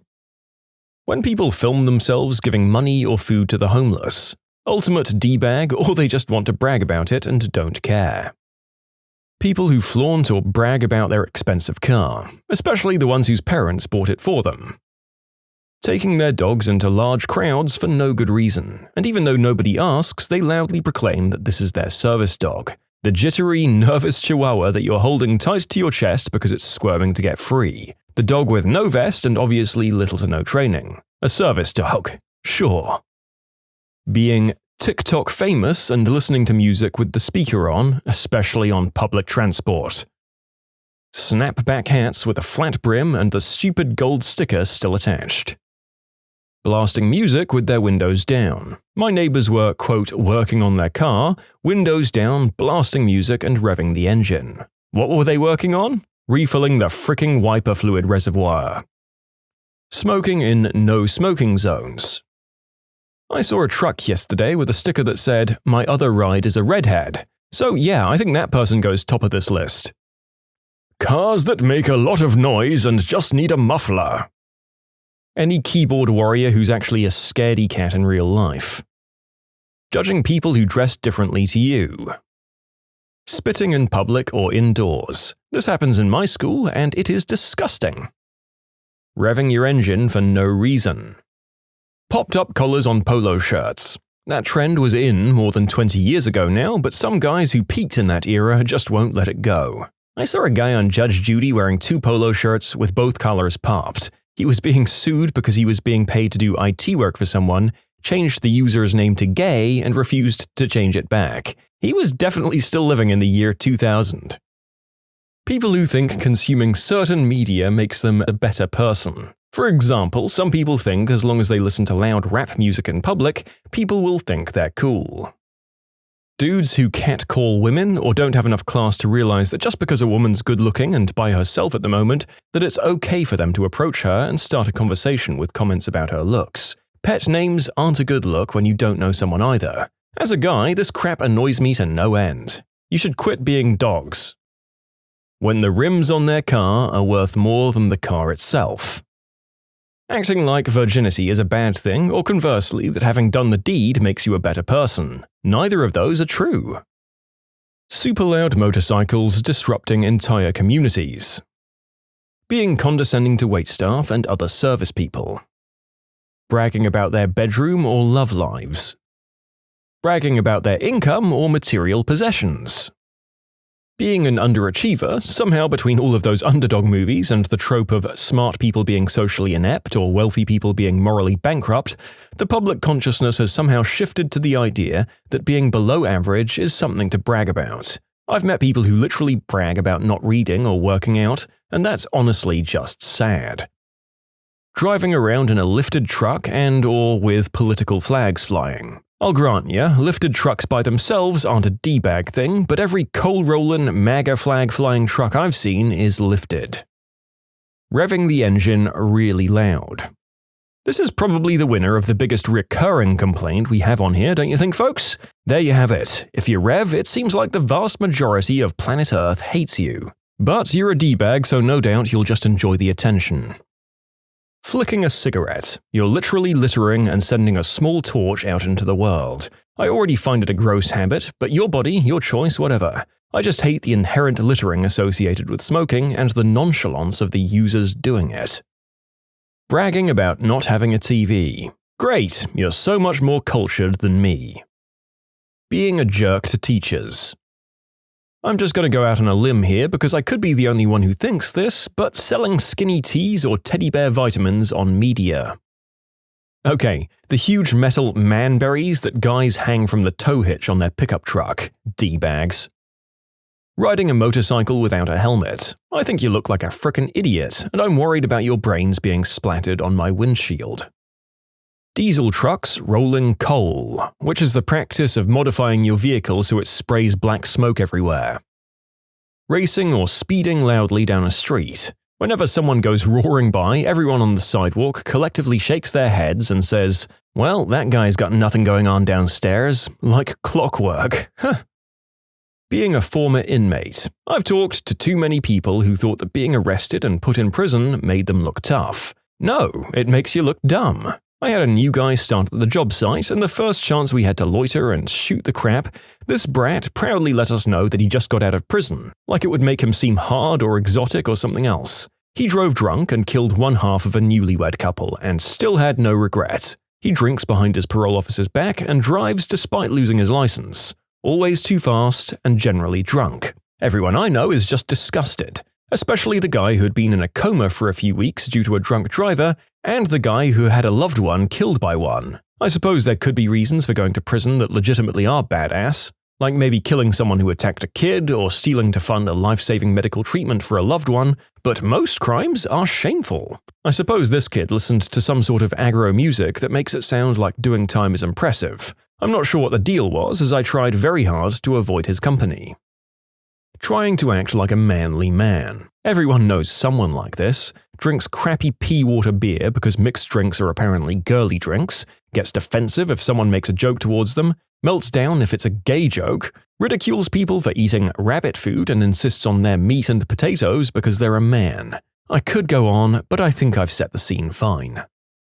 Smoking a cigarette and then just throwing it on the ground when you're done. Littering. I'm not entirely sure the logic behind it, but that gets my vote. I'm assuming that those idiots who throw crap out of their cars or leave all their trash behind while camping or hiking must think they look pretty cool, because they don't care about nature. Rolling coal, new jeans that are pre-ripped, man buns, and those giant watches. Squatted trucks and that stance stuff with tires contacting the pavement at a 45-degree angle. Both make vehicles very unsafe to drive.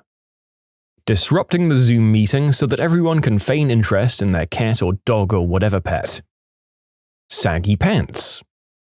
Being an anti-COVID vaxxer. These D-bags on Facebook who post daily about how they're a wolf among sheep. They think they're so much smarter than everyone else because they watched a video on YouTube. Ridiculous superiority complex. Riding my bumper on the highway. We get it, you're so cool that your life and the lives of everyone else on the road don't matter. God forbid you spend 3 more seconds driving slightly behind someone else. What is the weirdest thing that a medical patient flat out denied? I'm a nurse. We had a patient come into the operating room for brain surgery. Probably mid-50s guy with a nice head of light brown hair. Before the patient comes into the actual operating room, we ask them a series of questions, including whether they've had implants, jewelry, non-hospital clothes, stuff like that. The guy says no to all these questions. After the patient gets put to sleep, the surgeon grabbed his hair to start shaving it off because, brain surgery. All his hair peeled off because he was wearing a wig and didn't tell us. We almost shaved his hairpiece because he wouldn't admit to anyone that he wore it. Being perganinant and also having never so much as touched a man. People actually believe women can get preggers in a public pool or so after their parents did the deed in the jacuzzi, and the girl uses the jacuzzi and conceives that way. Anything but admit that they did the deed with someone in front of their parents. I'm not a doctor, but a nurse. I had a patient come in with a toothpick in his member, refused to tell me how it got there, and insisted he was picking his teeth and it just fell in. I admitted a guy for chest pain. As part of the workup, I did a urine substance screen which came back positive for using white snow. After the rest of his cardiac workup was negative, I said to him, "Good news, you didn't have a heart attack. It's likely that your chest pain was caused by using that white snow." His answer was, I didn't use that. See, I was at a party and people had some lines of it out on the table. As I was walking by, an oscillating fan blew it into my face, which is why my pee came back like that. Yeah, got it. I'm a pediatric dentist and this one throws me for a loop every time, so I'll share it. When I sedate kids, they have to be NPO for 8 hours, so I always ask if they had anything to eat or drink in the morning. Parents never want to admit their kids ate or drank, even when I remind them it's very important, because if they chuck up and aspirate, they could die. Often they try to minimize it and say it was just a few bites, but one kid walked in eating a bag of Cheetos at reception and then the parent insisted to me that they hadn't eaten. Yeah, I'm 100% not sedating your child today. I used to work PR and marketing in an inner-city hospital. I was once hanging out with the ER folks when one of our regulars came in. He had some ongoing issues that often got him hurt. This would have been 2000 or 2001 or so, and I was young, so I'd never even heard of this. The guy had spent hours burying a Phillips head screwdriver in his abdomen, carefully working it around his major organs. He was a Vietnam medic and had some training, so he could feasibly do it. He straight up said, "What screwdriver? You guys are crazy." The attending was staring right at the x-ray and the handle of the screwdriver sticking out of his abdomen. That screwdriver must have been 4 inches long. I still shudder thinking about that. My God, that's scary and honestly really sad if problems of that sort were something of a regular thing with this guy. What do you even do about that? Are you allowed to call in or recommend any sort of intervention? Would that even work? I once had a patient come in with large calluses on the front of his ankles, which is a very unusual place to get calluses. I brought it up a few times because I thought maybe he was wearing his shoe wear improperly, but he kept waving off the question. Eventually, I got him to admit that the calluses were there because he had recently started taking a prescription antidepressant medication, which made it very difficult for him to climax. He found out that if he lay on his living room carpet with his legs bent out beneath him in a W fashion and whacked the mule for several hours, he was finally able to achieve closure. So that's how he got those calluses. Nurse here. Had parents bring their 3-year-old son to the emergency department for 1 month of abdominal pain that just kept getting worse. I ask all the routine questions for this complaint. Lots of questions about his poop. Is it bloody, diarrhea, mucus? When was his last bowel movement? Any changes in the stool? And they deny any other concerning symptoms but abdominal pain. We do blood work, ultrasound, x-ray, everything comes back completely normal, but the kid is intermittently screaming in pain, curled in a ball. Over the next 5 hours, I continue to repeat the same questions. I asked repeatedly if there was anything going on that they could think of. Nope. The kid just doesn't seem well, but we have no reason to keep him. We decide to watch him a little longer and let him eat. The kid eats a bunch. A PB&J, apple juice, crackers, popsicle. No pain, so we decide to send them home. I bring in the discharge paperwork and I'm about to start going over instructions, and the dad goes, "You know, for the past 3 months he's had a lot of worms in his number 2. Worms. Fricking worms. You spent 6 hours denying worms." I literally just turned around and walked out of the room without saying a word. I was laughing almost to the point of tears. I couldn't wait to tell my resident. Deworming medications, a crap ton of wasted time, and they were on their way. I had a patient accuse me of crapping in her bed and threatening to sue me for malpractice. Keynote, she never got out of her bed.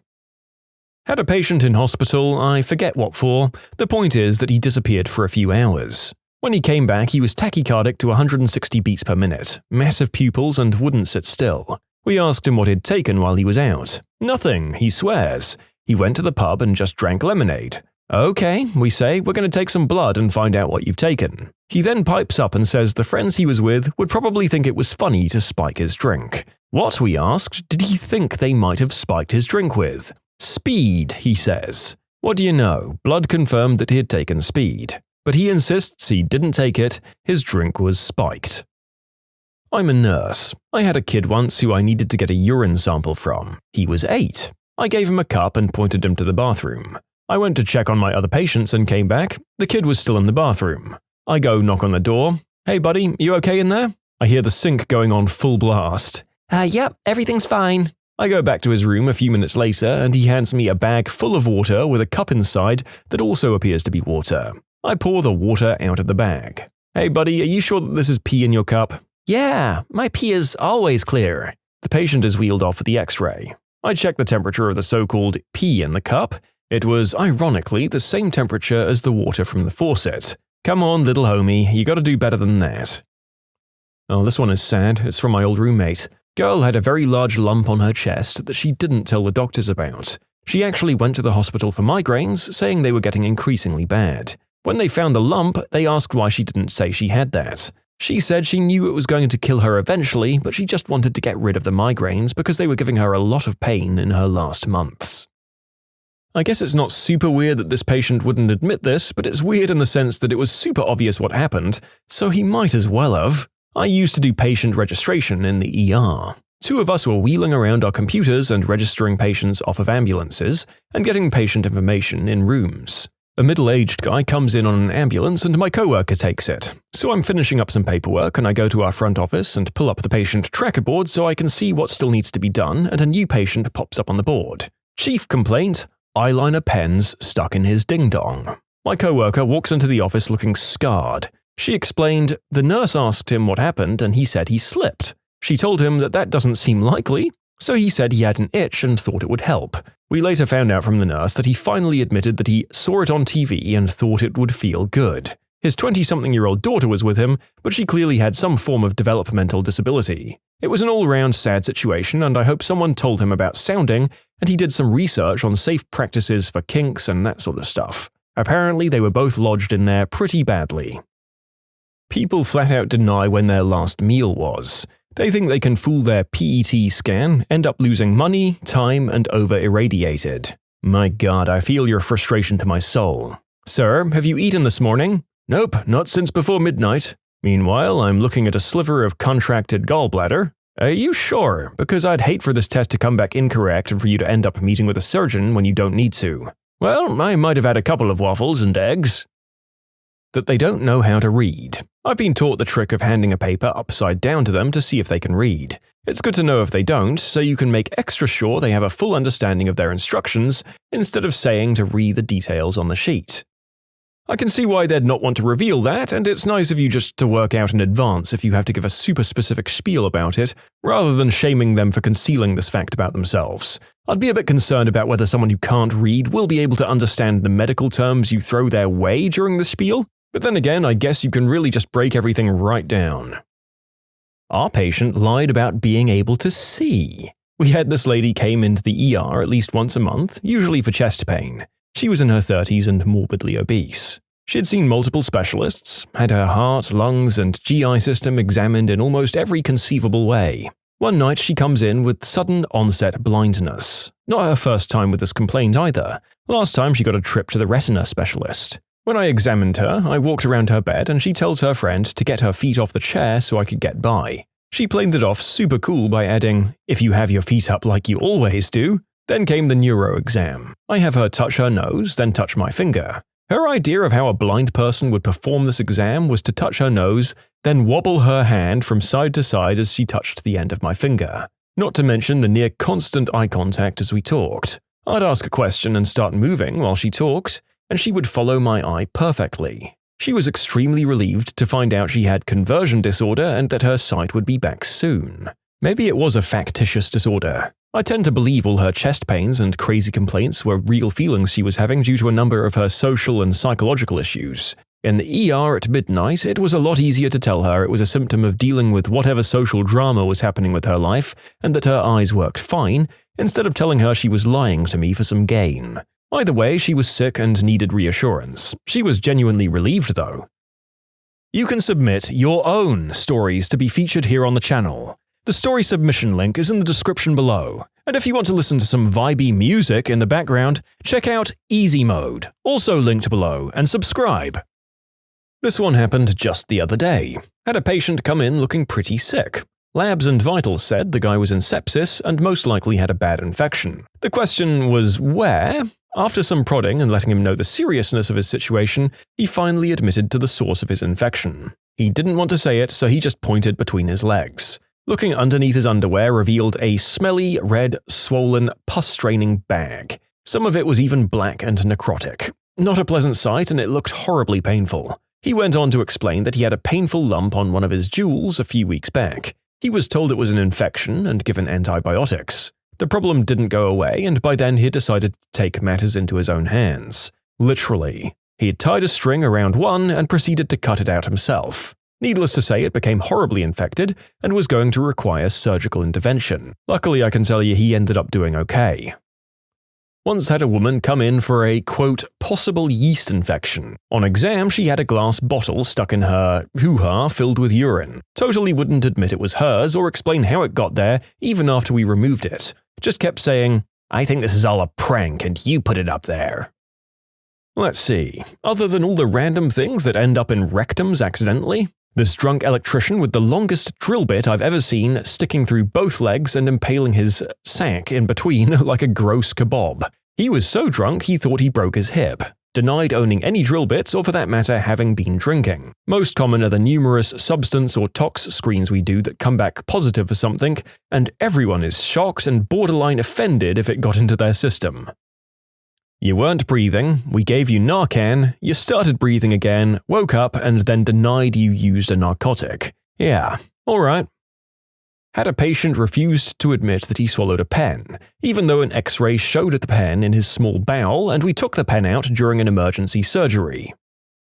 I'm a CT tech and I was to scan a woman's abdomen for belly pain. She and her girlfriend were there.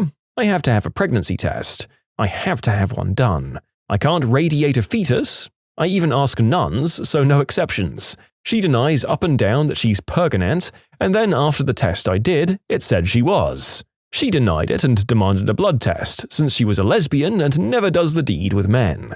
Well, the blood test came back positive as well, surprise, and the argument that ensued was biblical. She was arguing with her girlfriend and the nurses and the doctor. I never ended up scanning her, and they chalked up her pain to being pregnant. The look on her girlfriend's face when I said it came back positive was one I'll never forget. So many of you are saying, You shouldn't have told her in front of her significant other, and you're partially right in a way, but the patient had given her that permission, and I didn't question it. Had she not, I would have probably asked her girlfriend to leave the room. You can give anyone you deem necessary access or no access to your medical information. It's not limited to spouses. I volunteer at an ER. Prisoner shoved a ballpoint deep up his ding-dong to get out of being shanked, if I recall correctly. He insisted he had no idea how that got there. We spent hours deliberating how to get it out, and he just reaches down, still in his handcuffs, and pulls it out himself. There was a woman sent in by her family doctor for peeing some blood. We put a camera into her bladder with her awake, looking to exclude a tumor. We found her bladder full of citrus seeds and pits, so many of them. When asked why she put them there, she said, "Well, I eat a lot of fruit," and wouldn't accept any other responsibility for them being there. The going theory was that she put in a straw and pushed them down that. We thought pushing them in one at a time would be a bit scratchy, but we don't know because she never admitted to doing it. Oh, well, thank you for making me read that, as ever. 10 out of 10 would not make my insides hurt just by reading this again. Had an elderly lady from a nursing home come in super altered. She'd wake up briefly to answer questions, but then would be out like a light seconds later. Usually in this case, we assume it's from an infection or stroke, but we still asked about both legal and illicit substance use, since it can cause this kind of thing. The lady claimed several times she'd never taken anything other than prescribed meds. Finally, as we were about to intubate her, put her on a ventilator, since she was getting worse, we cut off her bra and out pops a little baggie with some white powder and a baby straw. We gave her some Narcan and she gasps herself awake. Even after that, it still took her a long time before she said, "Well, maybe I did take some from a friend." Since then, I've trusted nobody when it comes to denying substance use. I'm not saying I think everyone is a substance addict, I'm just saying if you come in acting super out of it, you're probably going to get Narcan just to cover all the bases. I'm an internal medicine resident. Had a patient with sepsis that was being seen by the urology department. When I first read his clinical history, it stated something along the lines of, "Infected wound in the member, patient claims he doesn't know how he got it." So I began my assessment and asked him about his wound. Indeed, he claimed he didn't know how it happened. I decided that the priority was to stabilize the patient and I made some adjustments to antibiotics and other meds. Well, the guy went downhill. The sepsis became severe even though he was on the strongest antibiotics we had and 2 different vasopressors. His blood pressure was through the floor and eventually he needed intubation and went to the ICU. He managed to survive after a complete penectomy, and about 2 weeks later, I saw him again. Turns out the guy was trying to get his dog to lick him down there and he put some peanut butter on it. Naturally, the dog bit him. He didn't seek medical help for about 2 days before the pain and fever was too much. If we knew from the beginning that the wound was inflicted that way, the antibiotic would have been different and probably would have made a difference. I feel sorry for the guy, but with a wound like that, he's lucky to be alive. I'm a nurse, not a doctor, but it's amazing how many patients lie about how much they drink. Dude, we aren't judging you. We just want to know if we need to worry about you detoxing when you come out of an open heart surgery. A lot of the comments in here seem to be about your personal doctor visits. My comment was very specifically referring to major surgery. All I'm saying is this. If you're going to land in the hospital for a significant amount of time and you're an alcoholic, it's to your benefit and safety to be honest about that, because the odds that you'll be withdrawn in your time there is high. If providers know that, they can plan to manage that so you don't withdraw. Last, sounds like a lot of you have run into crappy, judgy people in healthcare. We aren't all like that, and even the judgy ones really don't want you to detox on their shift. I can literally smell the smoke on your clothes and breath, see the nicotine stains on your fingers, and you're trying to tell me you quit smoking 10 years ago? I had a patient on our service for a heart failure exacerbation. We weren't sure why she had one now if she'd been stable for a few years prior. She also had a documented past use of smack, so we checked a urine substance screen. The screen was positive, and the next day I rounded on her. She asked me why she had the exacerbation. I told her that it was likely due to her smack use. She was shocked that I would accuse her of using. I brought up her positive test, and she insisted it was a false positive and told me she must have picked up the false positive from a toilet seat. That's not how any of that works. Not a doctor, but my husband. He had a 17-year-old girl with abdominal pains come into the ER with her mum. Turns out she's in full-blown labor. She assures everyone that she can't be pregnant, she's a virgin. The baby is literally crowning right there in ER. No maternity ward was in their hospital, and she was in advanced labor when she arrived. She still insisted she was a virgin. My mom is a nurse and told me about the time some lady came in for abdominal pains as well. Yep, she was pregnant and gave birth, and as soon as the baby was out, she screamed, "It's not mine!" Mom responded with, "Well, it didn't come out of me." My patient presented over several months with recurrent huge abscesses that we couldn't explain. She was in horrible pain, had to stop working. We tested for everything. Eventually, her husband called me to say that he found syringes in her medical cabinet. We think she was injecting herself with fecal matter. When the syringes were found, she stopped coming into her appointments. To those asking why, I think she has Munchausen syndrome. She wanted the attention from being sick. I started getting suspicious when she'd always get a new abscess before any court dates. For her child protection services problems, and needed a doctor's note to get out of the court date. She denies everything, and it's very hard to have someone committed unless they're regularly attempting to Control-Alt-Delete on their life. Worked in a hospital for a long time, had a patient come in who'd taken way too much smack. I was able to get him set on that front. However, he had necrotizing fasciitis in his pectoral from injecting there. He was septic and honestly a bit of a jerk. He kept trying to tell us the reason he was there was because of a motorcycle accident. We all knew, but he was in absolute denial. He eventually healed up and transferred out after a couple of months. He came back about 6 months later to say thank you to all of us and to apologize for all the lies and behavior. It seems it was enough to get him out of that life and onto a new one. I think about him now and then, and I hope he stayed clean.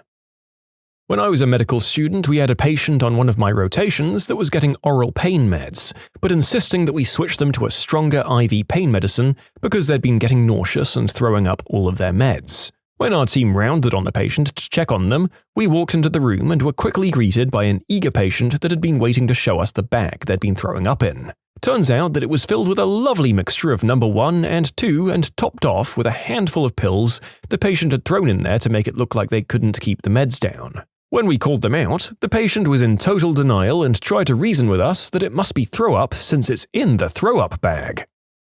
When did a clueless adult make you say, "How the hell do you not know that?"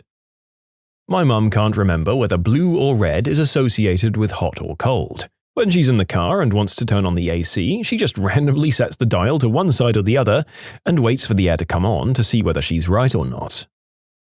I've met more than one person who just doesn't get fire alarms. When my husband and I first got an apartment together, we were cooking and we burned something.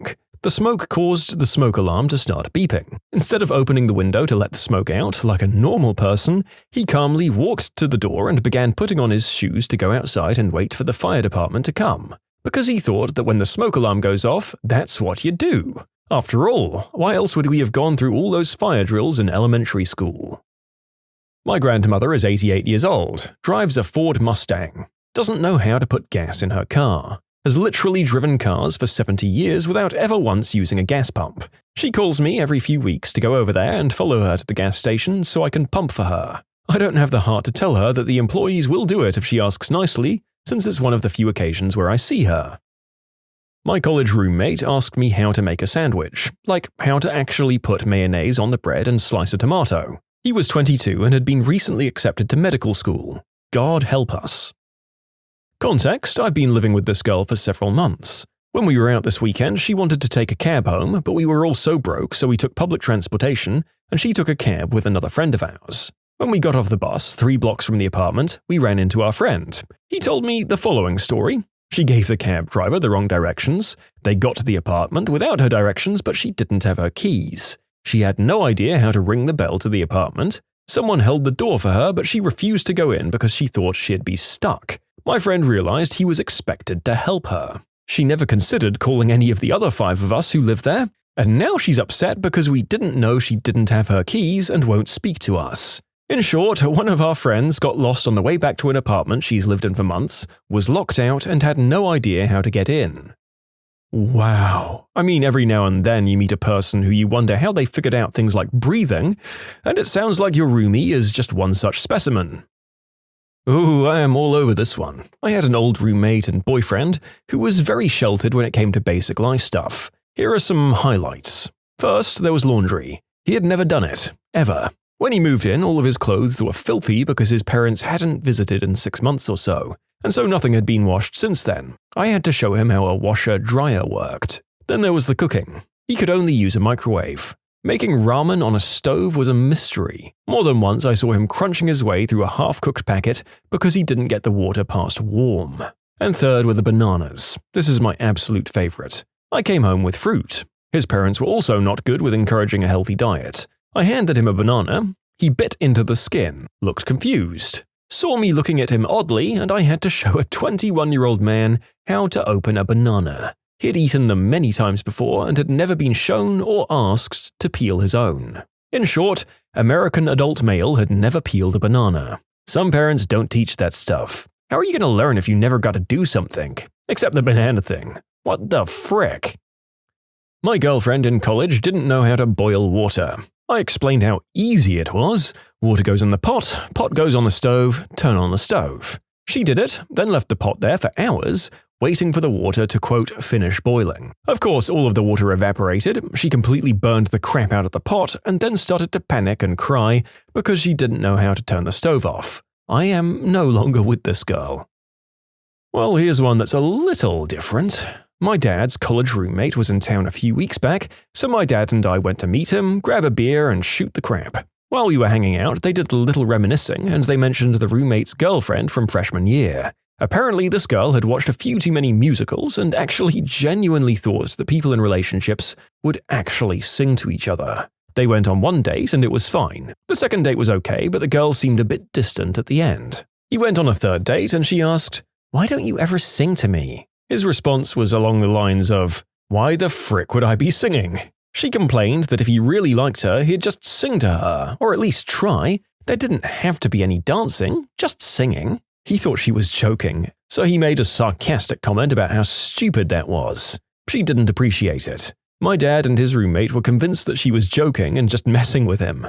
The roommate even went over to her room, and the girl's roommate wouldn't let him in to see her because she was so heartbroken. A few weeks later, the girl's roommate apologized because she didn't realize how crazy the reason for the breakup had been. In short, why the frick would you demand anyone just burst into song?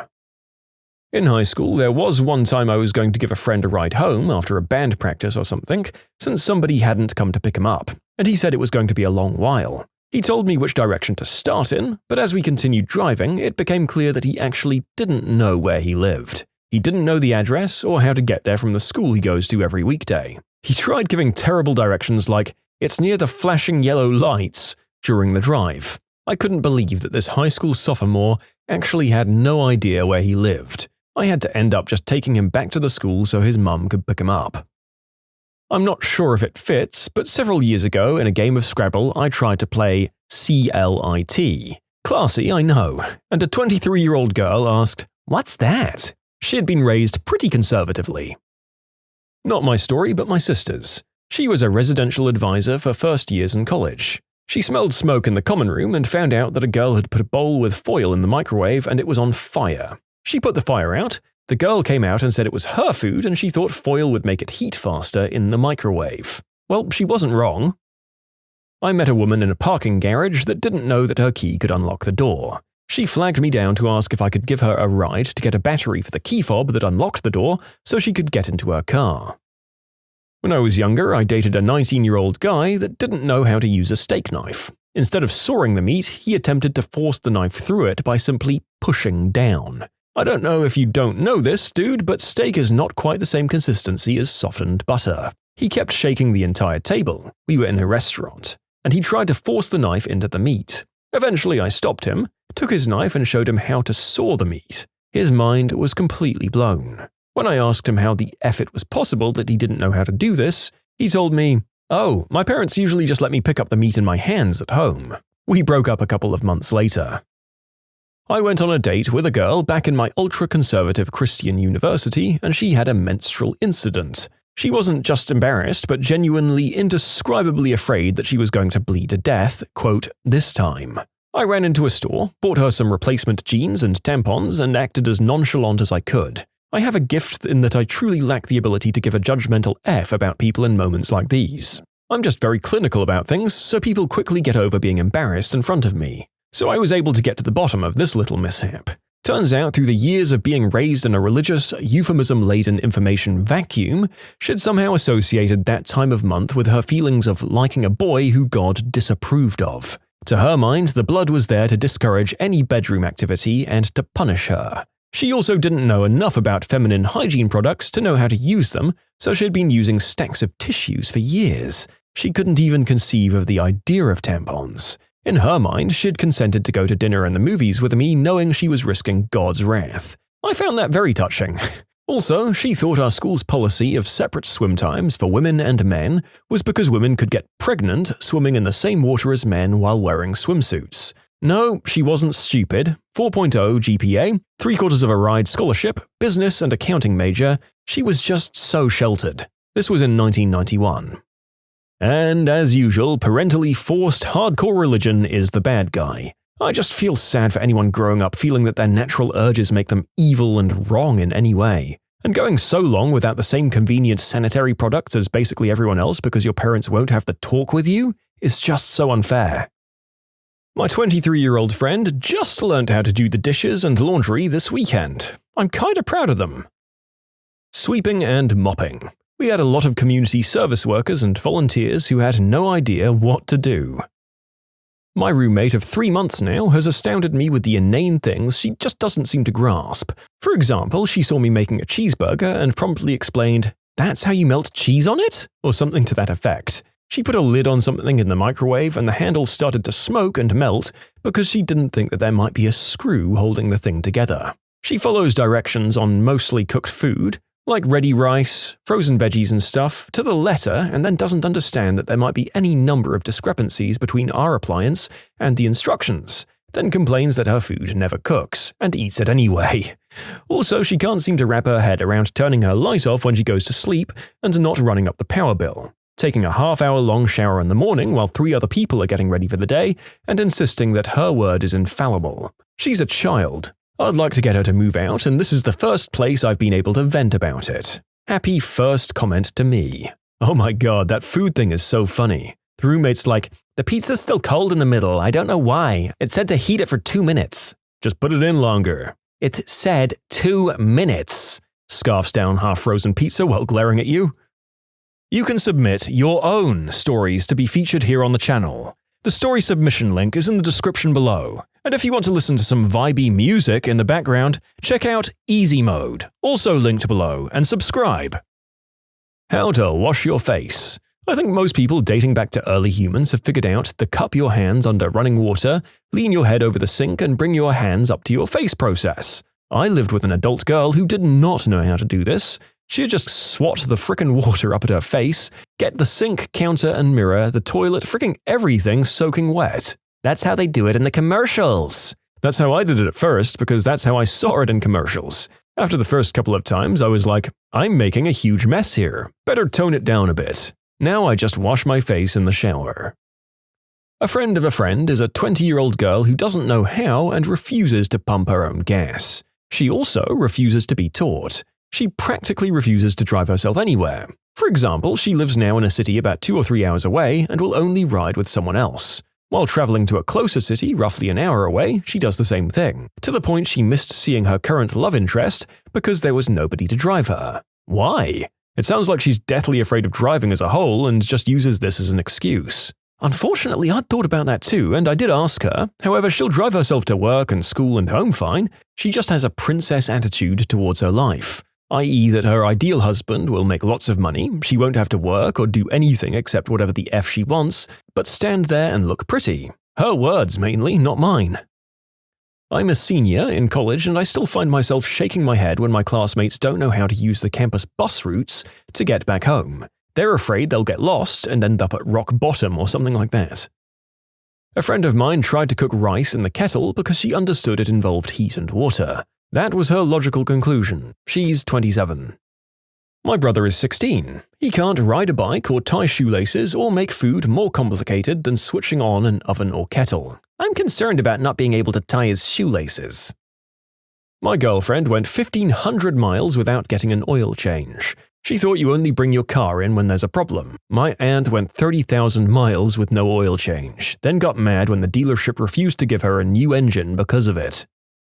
I recently had to explain to someone in their 20s what transmitted diseases are. The person had no idea. I haven't truly parallel parked since the day I passed my driver's test. I avoid it like the plague. I'll even stop the car and make my friend's Chinese fire drill so someone else can park it for me. I understand the mechanics of how to do it, but I'm blind in one eye and it affects my depth perception enough to make me uncomfortable doing it. By refusing to learn, I promise I'm just looking out for the well-being of all of your vehicles. I was a class acquaintance of a pretty popular girl in my grade, so one day, sitting at the popular table, kind of a big deal for me as a nerdy guy with this girl, I learned that she didn't know how to use a knife and cut up her lunch, and her lackey friend kind of did it for her as her mum did when she was home. What the frick? She was like 14. My current roommate has no idea how to shop for groceries or manage the food he's already bought. Now we live about a 3-minute walk from a pretty large grocery store, so food shopping is by no means inconvenient. His food is constantly rotting in the fridge. When he orders out, he leaves the leftovers there until they have to be thrown away. He currently has 3 half-eaten bags of chips of the same brand and flavor. He probably ends up throwing away about $100 worth of food every month. Giving tips. My friends are sweet and they do tip, but figuring out 10 or 20% is like rocket science to them. Move the decimal over, boom, 10%. You need 20%, double that crap. My car's battery was getting old and had started to die when I would park it to go to class. I come out of class one day and tried to start my car, and of course it won't start.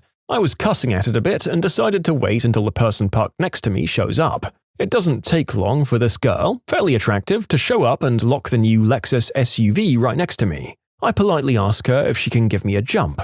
She agrees as long as it doesn't hurt her car and asks me what she needs to do. I tell her all I need to do is for her to pop her hood for now and then start it when I say to. She looks at me for a second and then says, "How do I pop the hood?" Look, I don't judge. New car for her probably, and she hasn't experimented to figure it out. I open her hood for her, showing her exactly how to do it so she knows. Then hook up my jumper cables, also explaining what I'm doing. I then tell her to start her car, and she does. My car starts up fine. I tell her that that's all there is, and she can close her hood when she responds with, "Okay, but how do I do that?" Okay, well, you know what? She seems nice and you taught her 1 or 2 things about her car that day, so let's leave this poor sweet person alone and hope that university drastically broadens her general life education. A 21-year-old woman at work has 2 kids by 2 different men and her grandmother has adopted them. Said woman found out this week she's pregnant with her 3rd kid from another guy. I think 21 is old enough to know that if you've made 2 kids that somebody else has to raise, it's time to stop. I was on a backpacking trip with my 15-year-old brother and my dad this summer, and we had just finished dinner. My dad had gone down to the lake to fish, but since I'm a wimp, I decided to make some instant cheesecake instead. My brother followed suit. I looked at the instructions, which said something like, 1. Add water. 2. Beat for 2 minutes.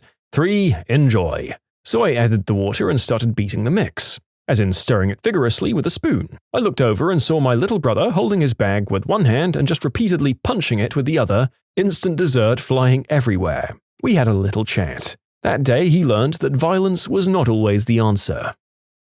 I was asking my chemistry teacher about something in high school, junior year, a few years back, and a girl was behind me with her student notebook out. I knew she probably wanted to go to the bathroom, so I told her to go ahead, and she gave her notebook to the teacher to sign her a hall pass, but he handed it back because it was blank and asked her to write the date and time. She turned around and stared at the clock, which was analog, for about 10 seconds and said, "I can't tell time." I learned lefty-loosey, righty-tighty from Barney's father in How I Met Your Mother. This feels like something I should have been taught as a kid. It is. You should yell at your parents. I had an ex-girlfriend that still couldn't figure out how to open or close blinds. She was 23. Okay, reading everyone else's answers has been great. I just learned that I'm better in life skills than a lot of people. This is my first story ever, but my story is too ridiculous not to share. So my husband and I were living with his parents for a while after he lost his job, and his 30-year-old sister was also living there while she finished nursing school and whatnot. She was an abhorrently messy person, and I had the pleasure of sharing a bathroom with her. Now, she always had an extremely heavy period, so that time of the month was a literal bloodbath everywhere. One morning I woke up for work, sleepy-eyed and grumpy, walked to the bathroom and sat down on the loo. As I was sitting there, I noticed drops of blood all over the bathroom floor. Then I glanced over to the wastebasket and noticed it was overflowing with unwrapped, bloody, disgusting pads, and they were spilling out everywhere. I was so angry because I've yelled at her for this once before. I get up to grab the Clorox wipes, and then I see that I've also sat in the blood that she left on the toilet. Mind you, I'm very sleepy and hardly had the time to come to my senses yet. I shrieked, and then I saw that I'd also stepped in it as well, because there were drops of blood on the bath mat that I didn't see, and I'd tracked it all over the fricking house. I started screaming at her from the bathroom to come clean up the fricking murder scene and to take more care of the way she leaves the bathroom. And do you know what she says? "I don't need you telling me what to do." Excuse me? You're 30 frickin' years old. I can't believe I have to tell you this in the first place. You've had your period for 15 or so years and you still don't know how to wrap up a pad or wipe down a loo? And you're going to be a nurse? Are you kidding me? How to dress. Surprised by how many fellow college students show up to interviews and career fairs dressed like they're going out on a Friday night and wondering how come they didn't get called back. Roommate once asked where the stamp goes on the letter that he was sending.